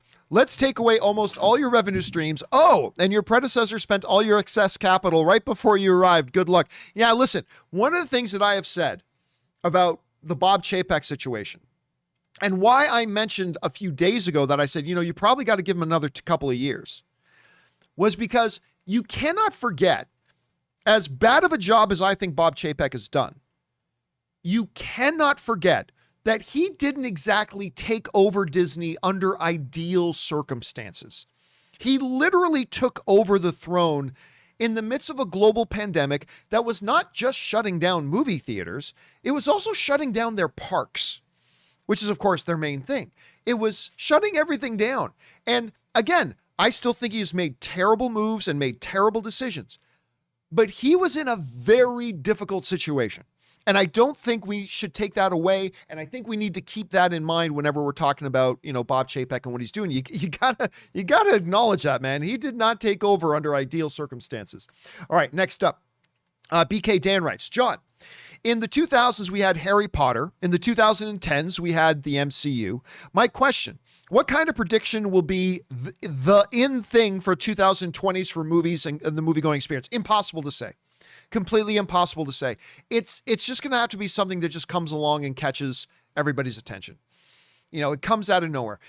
Harry Potter, I think the first book, guys, correct me in the live chat if I'm wrong, because I'm not a Potterhead, but I think the first book came out in 97, 98. Is that when the first Harry Potter the first Harry Potter book came out? So, that kind of, Sean Patrick is saying 96, Mark and Quirky Jiro is saying 9, everybody else is saying 97. Okay, so let's say 97 for argument's sake, right? That came out of nowhere, right? The Harry Potter books just came out of nowhere. And then very quickly in movie life cycles, very quickly, they started adapting those things into movies, right? So what the next big thing will be, I don't think we've seen what it is yet. So it's going to be something that kind of comes out of nowhere and kind of grabs the pulp cultural consciousness and kind of goes. Until then, won't really know. But it's a good question, BK. All right, next up, Alex writes, hey, John, I just picked up the the Shanghai Noon / Shanghai Nights double feature Blu-ray, and it got me to thinking, where is Shanghai Dawn? Would you like to see a third installment of the franchise? Also, would you rather Shanghai Dawn or Rush Hour 4? And by the way, Banana Apple sends in a super chat badge in the live chat. Thank you, Banana Apple. Here's the thing. Shanghai Noon was awesome. It was really, I had already known about Jackie Chan because when I was a kid, I used to walk to the local video store and just buy rent Kung Fu movies. And that's where I kind of discovered Jackie Chan. Shanghai Noon was not Jackie Chan's first big North American thing. He had done Rumble in the Bronx. Rumble in the Bronx was really Jackie Chan's big introduction to the North American audience. But so he was already there, but it was really my introduction to Owen Wilson. Now, Owen Wilson had been around before Shanghai Noon, but that was the movie that really introduced me to him. And I loved their chemistry together. Owen Wilson and Jackie Chan's chemistry was fantastic in Shanghai Noon, and I loved it. Then they did Shanghai Night or Shanghai Nights. That movie was terrible, in my opinion. It was absolutely terrible. I still loved the chemistry between Owen and Jackie, but the movie was really bad. And I think that's why we never ended up getting a Shanghai Dawn, is because, everybody just thought that Shanghai Nights one was just terrible. And whatever magic had been there with Shanghai Noon, which I still love that movie, was kind of gone. As far as which one I'd rather see, a Shanghai Dawn or a Rush Hour 4, neither. I loved Rush Hour 2. I did. But overall, I'm not a huge fan of that franchise. I thought 1 was poor. I thought 3 was terrible. I love 2, though. I don't know why I love 2 so much, but I do. I thought 2 was great. But honestly, I really wouldn't pay to see either. I really wouldn't pay to see Shanghai Dawn or Rush Hour 4, even though they each have a film in their franchise that I really, really enjoy. All right, thanks for writing that in, man. Next up, Darla Burns writes, hey, John, first time tipping. Well, thank you for being here. But I've been watching a lot. Love the show. Thank you so much, Darla. Do you think the Disney / ScarJo lawsuit will ruin any chances of her returning as Black Widow in the future film / series? I hope not, because I love her and the character. Thanks. Well, you know what, Darla? My opinion on that has been evolving a bit, because at first, when the lawsuit was first filed, I was like, hey, this will definitely strain the relationship, but we still could see them work together again. Look at the George Miller situation with Warner Brothers. George Miller has had a lot of lawsuits with Warner Brothers over their whole Mad Max films and all that kind of stuff. But guess what? At the end of the day, once they got all that settled, business is business. Warner Brothers knows they can make money with George Miller making Mad Max, and Mad Max knows he can make money making these movies with Warner Brothers, so they worked it out. You got to take your personal feelings, put them aside. Business is business. So when Scarlett Johansson first filed her lawsuit, I thought this is definitely going to strain their relationship, and maybe this is it for their relationship. But they're both business-minded. You know, Disney is business-minded. Scarlett Johansson is business-minded. At the end of the day, if they both feel they can make money together, they'll probably do it. However, my opinion on that changed a little bit when Disney put out their most fuck-twitted, brain-dead, moronic, ass clown of a response they could have possibly put out. And the entire industry has bashed on Disney for that response. Oh, Scarlett doesn't understand the COVID. She doesn't care about the COVID situation. Weren't you the same company that reopened your theme parks in the midst of a pandemic surge like a year ago? Anyway, and the Scarlett Johansson, we already paid her $20 million. Oh, so now you're outing people's salary? Anyway, the whole industry thought Disney was completely titty-fucked that whole thing. They completely ruined it. Anyway, so with that, Disney suddenly made it really personal. At first, it's business. You know, we have a disagreement over our contract. We expect this. You don't want to give that. The next step is to take it to court. It's a business. This is a business decision. It's just business. It ain't personal. Scarlett Johansson never came out and said, Disney are a bunch of assholes. Disney are scummy people. But no, just, hey, look, we've got a business dispute. We're taking it to court. Disney made it personal. Disney's response was a direct personal attack on Scarlett Johansson. They don't have a leg to stand on with facts, so they decided to make a personal attack against her. By making it personal, I think my opinion, and it's only an opinion, I think my opinion has shifted a little bit from, hey, business is business. They could still decide to do business together later. Now I think the relationship is ruined.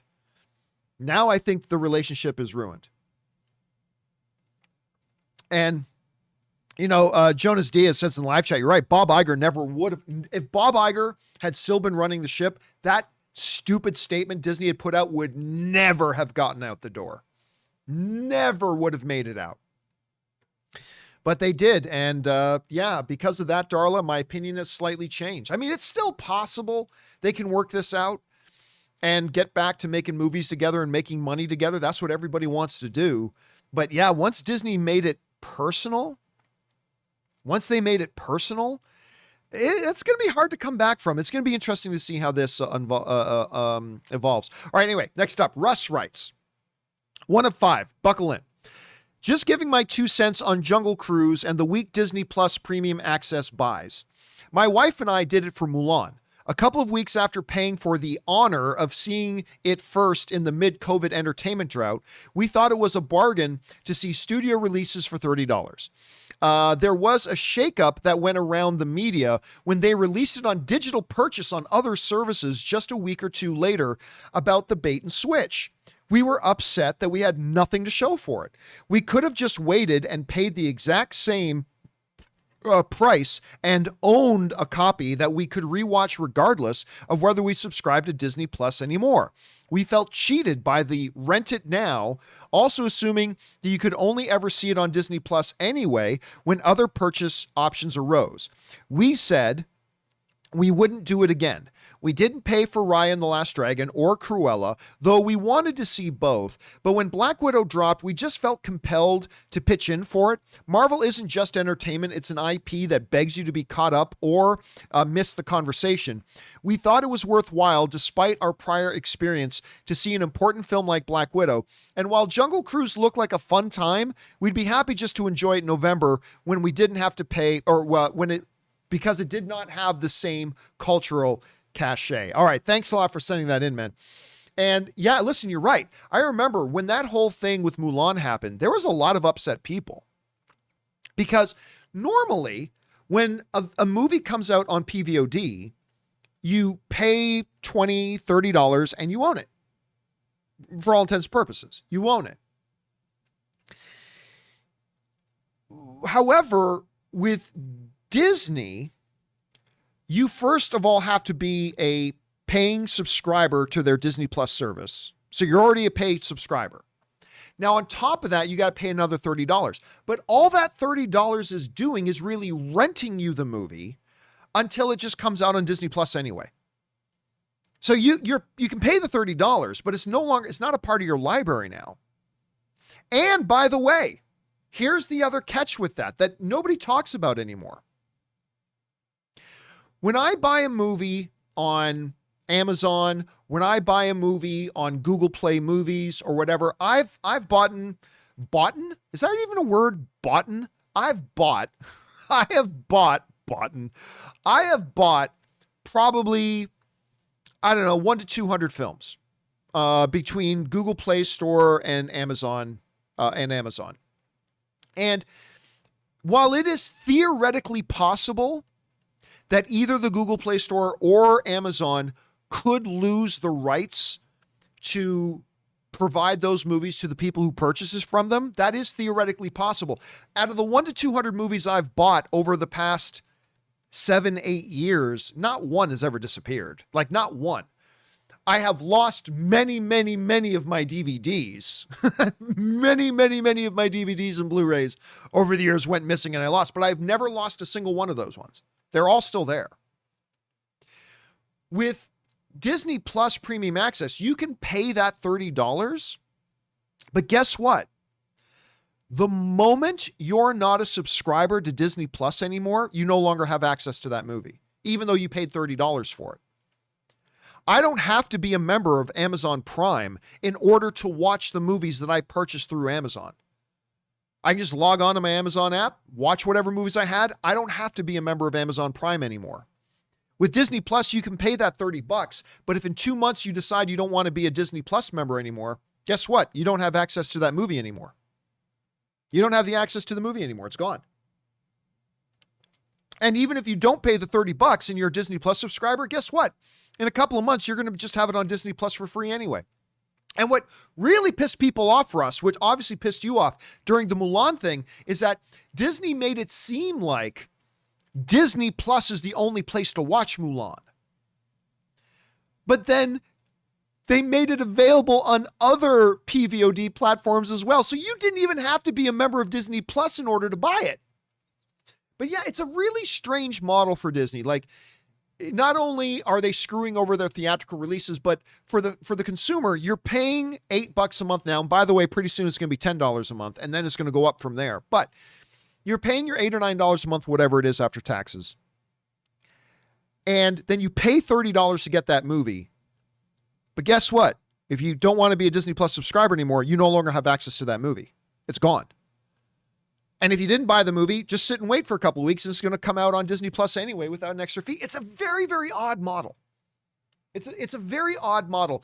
And I think they're still trying to figure out how to make it all work at the same time. Anyway, thanks for writing in your thoughts, Russ. I think you expressed it very, very well. Thanks for writing that in, man. All right, next up, we have got Mad Max, who writes, I am planning a bachelor party. Good on you. And love your show. Thank you so much. What is your favorite bachelor party city location? That's easy. Vegas. Vegas is the bachelor party location. Anyway, thank you so much for all you do. And I look forward to future legal videos on torts and UCC contracts. Torts and contracts, man. Torts was, I didn't like doing torts. Anyway, yeah. Best place in the world to do bachelor parties. I've been to 3 bachelor parties in Vegas, and they are the top 3 bachelor parties I've ever been to. I won't say what happened to at those bachelor parties in Vegas. What happens in Vegas stays in Vegas. But yeah, I've been to 3 bachelor parties in Vegas, and they are easily the 3 best bachelor parties I've ever been to. That's my take on that at any rate. All right, next up. Alan Hall writes, what is confirmed? Oh, you probably meant what if. What if is confirmed as canon in an interview with IGN today. This was yesterday.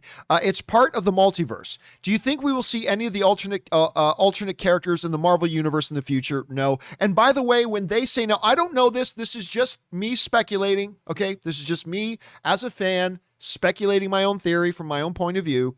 No facts here. Okay. This is just opinion. when they say that what if is canon, that's just semantics. It's not. It's nothing. I don't believe, at least according to what Kevin Feige said a couple years ago back at D23 when talking about what if is not going to actually have any impact whatsoever on the actual MCU. Like, yes, as a result of the Loki series with all these millions of little timeline strings going out now, they can say, oh, this what if is this little random timeline. And then this what if is that. And so they can say, yeah, within the multiverse of Marvel, you can say it's canon. But when we talk about canon, we're talking about real, tangible things that actually affect the ongoing movies and the things we're watching. So according to what Kevin Feige said at D23 a few years ago, and again, he could have changed his mind over the years, but he was very clear when he said, what if is what if, just like in the comics.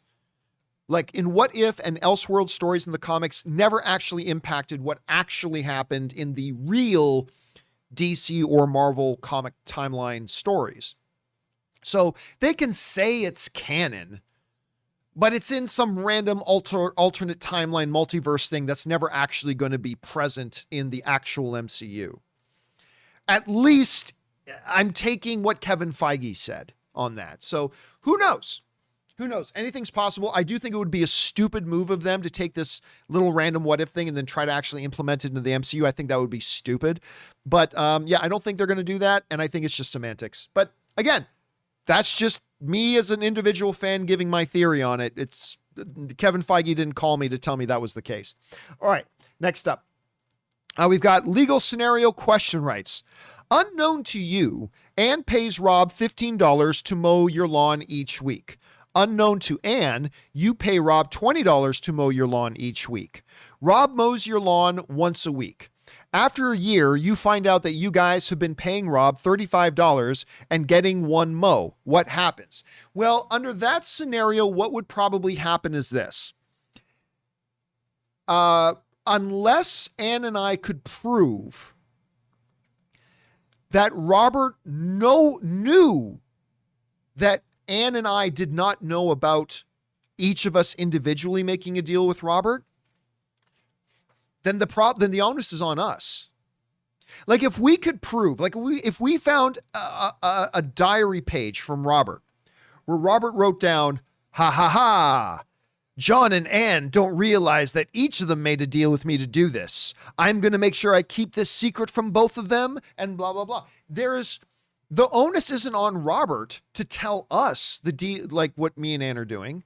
We would have to prove that Robert knew that we both didn't know we had individual deals. Because as far as Robert's concerned, oh, you're going to pay me 15 and you're going to pay me 10? Cool. All right.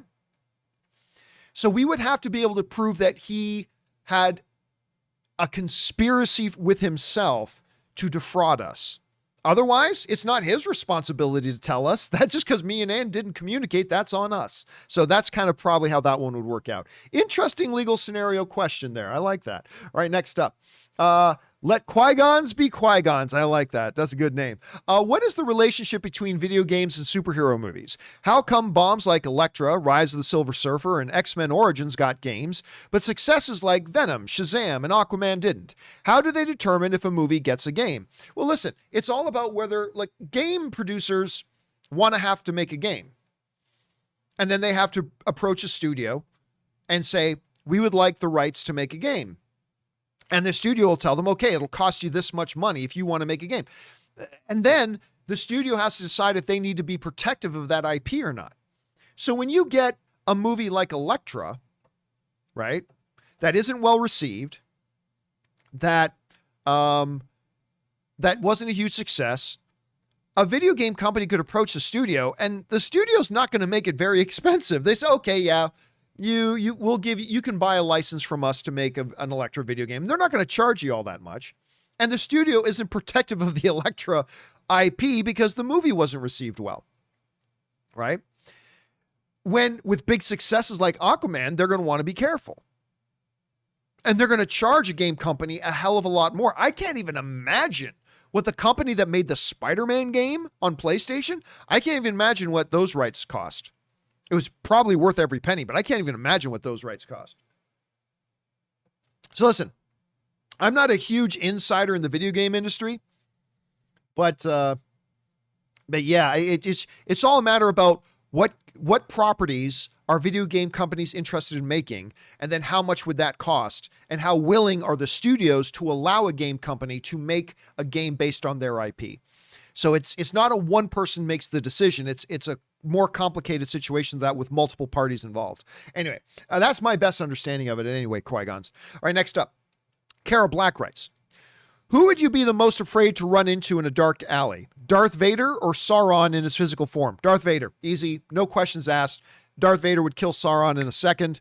100% Darth Vader is the one I would least like to run into a dark alley in a foul mood. I mean, let's be clear. I don't want to run into either of them, but I'd rather run into Sauron because I think I could run away from him as opposed to Darth Vader. All right, next up. Let's see. Plot Twisties writes, hey guys, have you seen the new Suicide Squad TV spot where the cast comments on the petition? I've heard about this. The petition to rename a civic center in Edmonton, Nathan's hometown, the Nathan Fillion Civilian Pavilion. If I'm lying, I'm dying. I nearly pissed myself laughing gold. No, this is true. This is true. You guys should go look this up. They're actually trying to get this done. I don't know that they'll be able to succeed, but they're really trying to get this done. Of course, Nathan Fillion is a good Canadian kid. Actually, here's a really, really cool Nathan Fillion story. I can't remember which movie we were at. I was at a movie premiere. It might have been one of the Star Wars ones. I can't remember, but I was standing talking to Wendy Lee, who used to be my assistant, and then she kind of became the administrative person over at Collider and things like that. And she, like, her and her husband both loved Nathan Fillion, loved him. And their main love for him wasn't even Firefly. Their main love for him came from people. I never watched the show. You guys in the live chat, what was the name of that show that Nathan Fillion did for like 8 years where he was like a writer? I can't remember the name of the show. I never watched the show. Castle. Kyle Legel writes Castle. So thank you, Mantra, Mark, Willem, Darren, all you guys writing in Castle. Thank you for that. So they loved Castle. Like Wendy and her husband loved Castle. I never watched a single episode of it myself. So she was crazy about Nathan Fillion. Absolutely crazy about him. And so we're standing around in the foyer at this premiere, and who comes walking right by us? Nathan Fillion. And I noticed Nathan Fillion, and I turned to Wendy. He goes, hey, Wendy, Nathan Fillion. Like Wendy's like just looking. I'm like, go talk to him. She's like, I can't. I'm just like, go talk to him.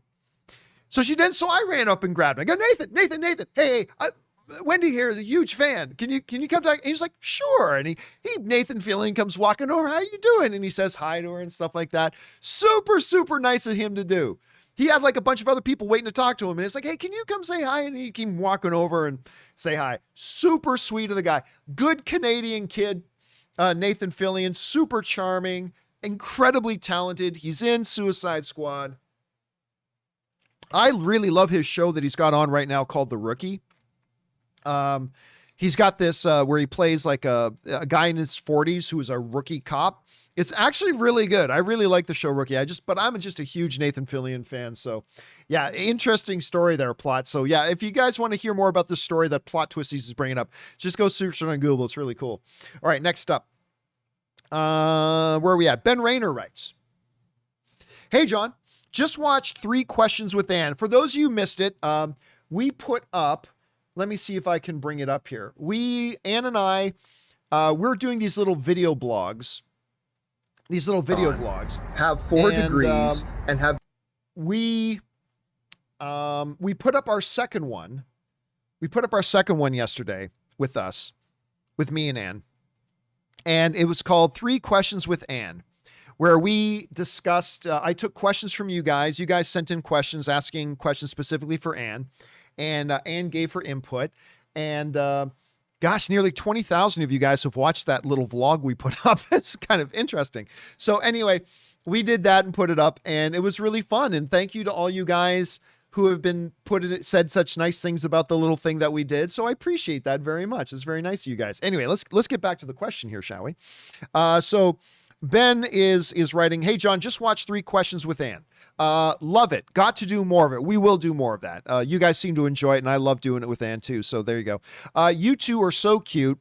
Second, I never saw our but okay. Second, I never saw our but you talk about it a lot. So I came up with a theory. Here's one in the comma, and his wife and kid. I'm sorry, Ben. I have no idea what we're talking about. I have no idea what we're talking about. Yeah, none. I have absolutely no idea what we're talking about. Sorry, Ben. But thank you for watching. Thank you for watching our little vlog video. Anyway, Sam Fisher writes, 1 of 2. I agree with you completely, John, about Chapek affecting movies. As a massive Marvel fan and as someone with anxiety, I go into all these what ifs, pun not intended, about Marvel's quality starting with Doctor Strange 2, its first MCU project under Chapek. He and his middlemen, non-creatives, can seriously affect the story of the movie. We have also heard Feige is unhappy. Yeah, that came out in one of the stories the other day. That Kevin Feige is very unhappy with Disney right now and how they're handling the whole Scarlett Johansson situation. Anyway, Feige is the leader of the MCU, and if he's unhappy, then what happens to the quality of the MCU? Because I know when I'm unhappy, my work suffers. Yeah, so basically, and by the way, Doctor Strange 2 isn't even the first thing that's under Chapek. Doctor Strange 2 was already well underway before Bob Chapek. We're still a good year or more away from seeing the first films come out that were truly under Chapek. Okay, so we're still a little bit out from that. But yeah, listen, eventually what is at the top will filter down throughout the company. And if there is chaos and mismanagement and, mistakes being made at the top, that is eventually going to filter down and start to affect the quality of the projects that we ultimately see on screen. Now, it's not going to happen this week. It's not going to happen this month. It's not even going to happen this year. But at some point, it's all going to catch up, and we're going to start to see that actually express itself and be manifested on the screen. So yeah, it's something we got to look out for, Sam. Absolutely. All right, next up. Sam Fisher also writes, I need more of Disney in the Campea era. What studios would you buy? What projects would you greenlight? Oh, so you're saying if I was the CEO of Disney, what projects would you greenlight? May I suggest a Spartacus Battlestar Galactica Sons of Anarchy crossover movie, or a Stardust / The Princess Bride sequel revealing that they take place in one universe? Well, no, I mean, look, the only thing you can answer if somebody were to ask you, hey, if you were the head of the studio, what would you do? It's like, I don't know. I'd have to see what projects are coming across my desk. I mean, that's really what it is. What projects are coming across my desk? And then knowing what to greenlight and what not to greenlight. And that's why, seriously, that's why you guys know I have had serious issues with Kathleen Kennedy. In the sense that I think the most important job of the studio head is to make sure you hire the right directors, and making sure that the directors are 100% on the same page as you, and you are on the exact 100% same page as the directors, and blah. And then what did we see with Kathleen Kennedy? Like, we saw out of the first 5 projects, 6 or 7 sets of directors come and go. I mean, that's a terrible ratio. And the fact that they had no plan, I thought The Force Awakens is awesome. Force Awakens is awesome. I don't care what anybody says. Force Awakens is awesome. But eventually, the fact that they never actually had a plan for the trilogy before they started, it started to catch up with them. Because while I like The Last Jedi, I do like it, I also had some big issues with it. And then by the time you get to The Rise of Skywalker was terrible. And every single problem can be drawn back to the fact that they never came up with a plan. And these are issues I have with Kathleen Kennedy. But the problem is that we are such a 0 or 10 society. It comes to the same with how people look at other individuals in the entertainment industry. So there are people who don't like Kathleen Kennedy, but they refuse to give her credit for the successes that she's had. For example, you look at Mandalorian. Listen, I was just saying, if you're the head of a studio, it's all about what comes across your desk. Kathleen Kennedy literally has hundreds of pitches coming across her desk. Full write-ups and outlines and everything about all these various show pitches and ideas for something in the Star Wars universe, blah, blah, blah. When she got John Favreau's pitch, and John Favreau tells this story at D23, he was on stage telling this story, but Kathleen Kennedy comes across Favreau's pitch, and she recognized this will work.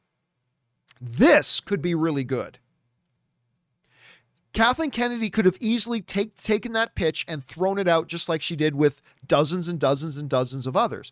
But she saw the Mandalorian one and recognized this has potential.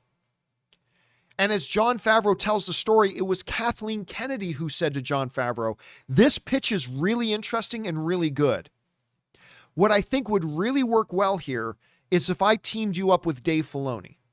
Like, you'll be the boss, but I'd like to team you up with Dave Filoni because I think Dave Filoni, with what your pitch is here, I think Dave Filoni could really bring something interesting to this as well and really flesh it out. And John Favreau was like, yeah, I know Dave. Yeah, that would be great. And so, but the people who don't like Kathleen Kennedy refuse to give her any credit for that.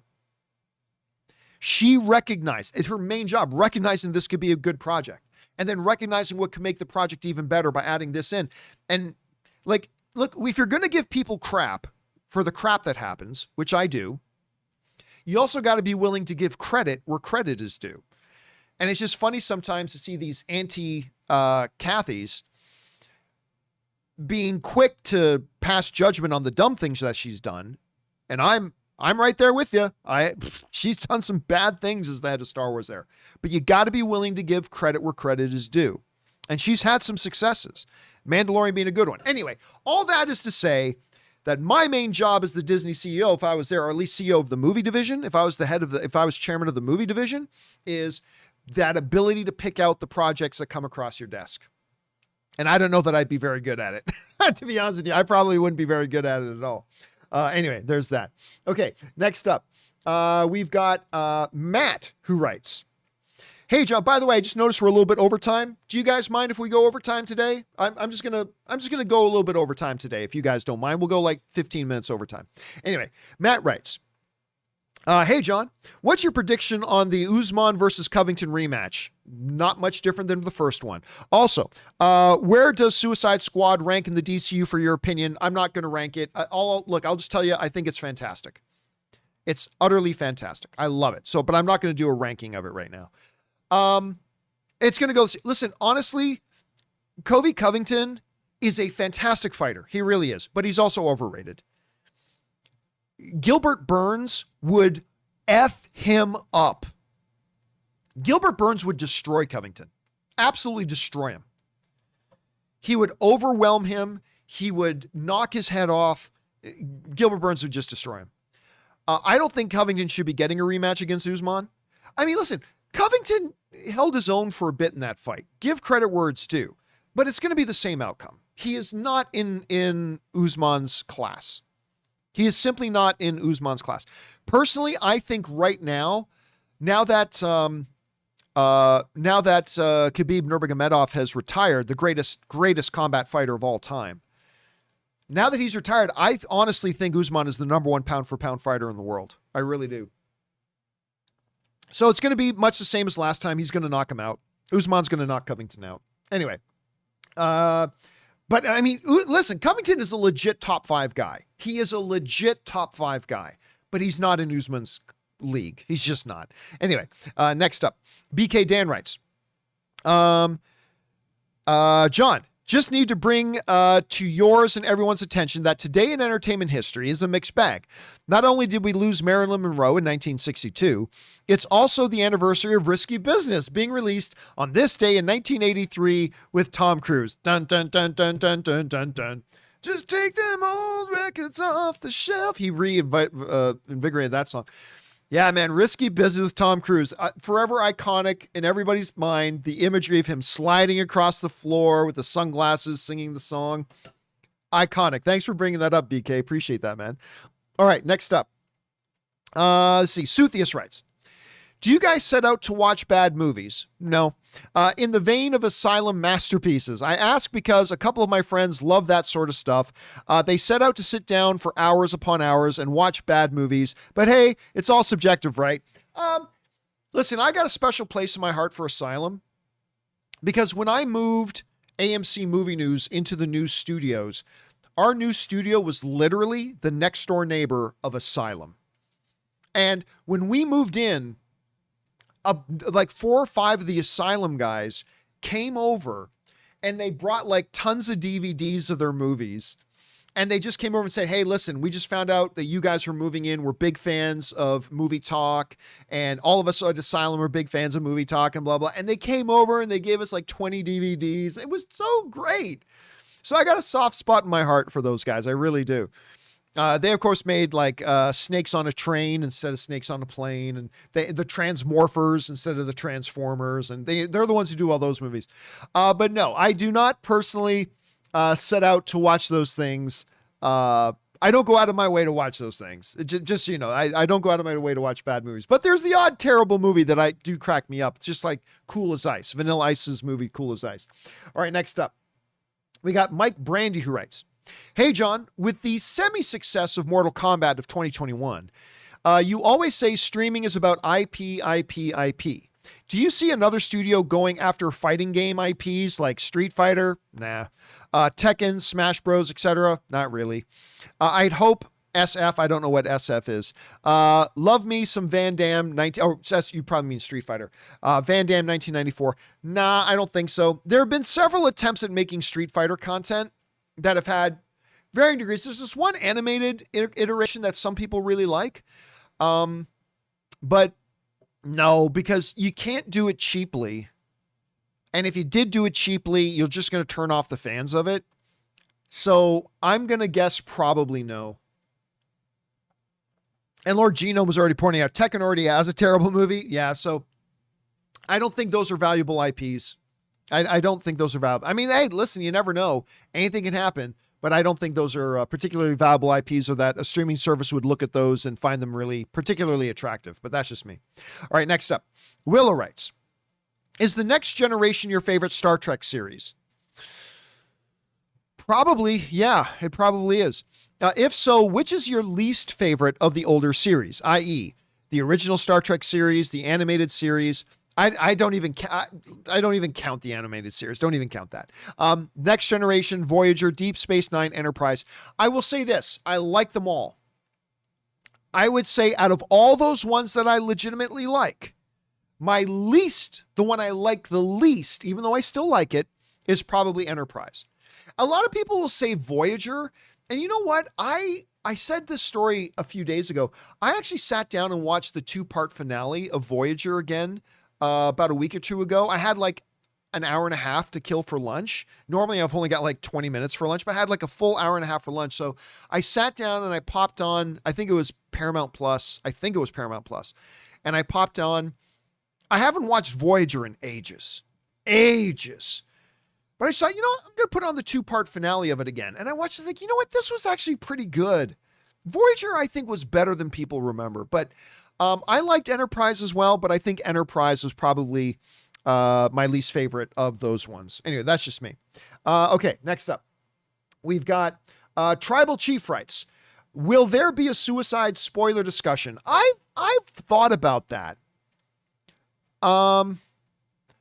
Should we do a Suicide Squad spoiler discussion? You know what? Yes. I think on Sunday afternoon, we will do an open spoiler discussion of Suicide Squad.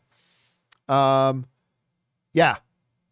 I'm going to do an open spoiler discussion of Suicide Squad on Sunday afternoon. So keep your guys' eyes open for that. Sunday afternoon. So that gives you guys tonight, tomorrow, and Saturday to go out and watch it.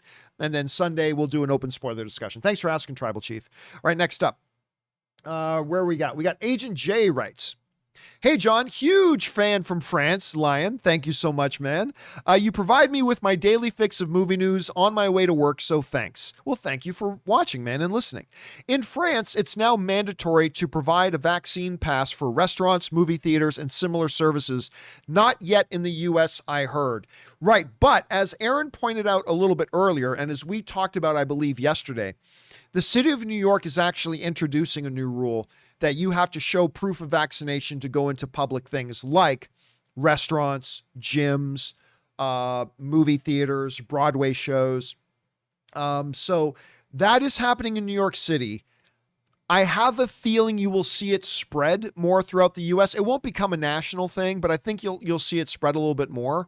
But anyway, that's a pretty bold move on your country's part, man. I don't think it's a bad idea. But right now, New York is introducing it. We'll see if other places in the states do it as well. By the way, it should be pointed out that more and more people are getting vaccinated. And there are some people not vaccinated right now simply because they can't get a vaccination.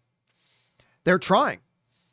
I mean, there are some cities like Los Angeles where it's totally available, but there are a lot of places in the country that are a little bit short on vaccines. So there are a lot of people out there that want to be vaccinated. They just can't right now. And they're on a waiting list to do it. So we'll see how it all kind of turns out. We'll see how it all works out. Anyway, thanks for sharing that, Agent J. Next up, Chris writes, regarding the rap article, they paint Kareem Daniel merely as a banker, but they ignore all of his former roles in the company, per the company site, such as Imagineering, games publishing, Marvel acquisition, etc. Felt it was unfair to leave out. Your thoughts? Well, no, see, that's been brought up before, but really when you look at it, even then, none of his experience in what he actually did in those divisions, from what I read on the Rap and on Variety, really in no way qualified him for like the head of distribution, which basically gives him power over all the studio heads.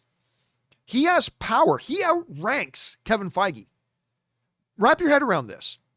It used to be that Kevin Feige would get to decide what would happen with one of his movies. Obviously, he was doing that working with Alan Horn, but still, he would kind of get to decide that. He doesn't get to decide that now. Kevin Feige can say, man, I really have this great vision for I don't know, let me pick a random X-Man, Rogue. I have this great idea for a Rogue movie. I can just see it now. The theater's packed. People, I can just see this movie, man, blah, blah, blah. Guess what? He doesn't have the power to decide where that movie goes anymore. Now he doesn't get to choose that. Kareem Daniels does. And there is nothing in his past resume that qualifies him to have that position in that job, other than being loyal to Bob Chapek. His main training, his main area of expertise, his true profession is he's an economics guy. He's a banker. That's what he is. He's had some of these other jobs, but none of which really qualify him for this. Anyway, that's my interpretation. That's my interpretation of it, and why the Rap put it that way. But anyway, again, that you can take it and interpret however you wish, of course. That's just how I kind of took it. Anyway, thanks for bringing that up. Worth bringing up, Chris. All right, next up, Matthew the movie fan writes, since ScarJo filed the lawsuit against Disney, none of her co-stars from Marvel have spoken out in her defense. Why would they need to speak in her defense? She's not the defense here. She's suing Disney. Disney isn't suing her. Why would anybody need to speak in her defense? Anyway, none of the co-stars from Marvel have spoken out in her defense. Do you think they will eventually, or do you think they will remain silent? No, they absolutely should keep their mouths shut and not get involved in this. This has nothing to do with them. Now, if Scarlett Johansson was being sued by Disney and Scarlett Johansson needed people to come to her defense, that might be different. That might create a completely different scenario. But like, this has nothing to do with Chris Hemsworth. Like, Chris Hemsworth isn't in Black Widow. This isn't his project. This isn't his movie. He was not there. This has nothing to do with him. And since it's a legal procedure, Chris Hemsworth, I love Chris Hemsworth. Don't get me wrong. I love Chris. But Chris Hemsworth should absolutely keep his damn mouth shut. This has nothing to do with him. Has nothing to do. Now, again, if Scarlett was the one being sued and for something like that, then I would expect to see people need to come to her defense. But she's the one doing the suing. This is her lawsuit. And it has nothing to do with any of those other actors. None of them should open their mouths at all. They should keep quiet. This is none of their business. This has nothing to do with them. They should absolutely keep their mouths shut. It's not their business. So anyway, that's kind of my take on that. It has nothing to do with anybody else.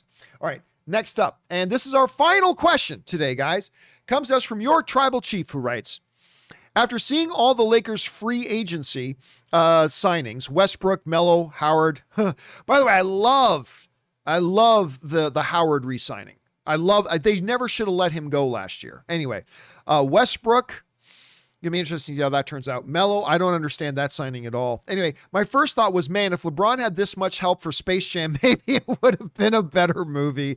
Yeah. Not very good. Not very good, that Space Jam movie. I'm a huge LeBron fan, but that movie was not very good at all. Anyway, that'll do it for today's installment of the John Campea Show. Thank you, everybody, for being here and being a part of the show. Now, a few other questions have come in after Tribal Chief. Don't worry, we'll kick things off. We'll pick up right after Tribal Chief on tomorrow's John Campea Show. Of course, Robert Meyer Burnett is going to be here tomorrow. Looking forward to that. Guys, thank you so much for making this show a part of your day. Special thanks to Aaron Cummings and Greg Alba for bringing their incredible insight and points of view and their incredible gift for communication to the show. Always great to have them both on. Cannot wait to have both of them back. And a special thank you to all you guys who sent in these live comments and questions. Number one, because you gave us great fun things to talk about. But number two, you supported this channel as you did it. And all of us involved at the John Campea Show, thank you guys very, very much for your support. Okay, guys, remember to do the four main things. Stay smart, stay safe, take care of yourselves. Please take care of the people around you. That'll do it for me, guys. My name's John Campea. And until next time, my friends, bye-bye.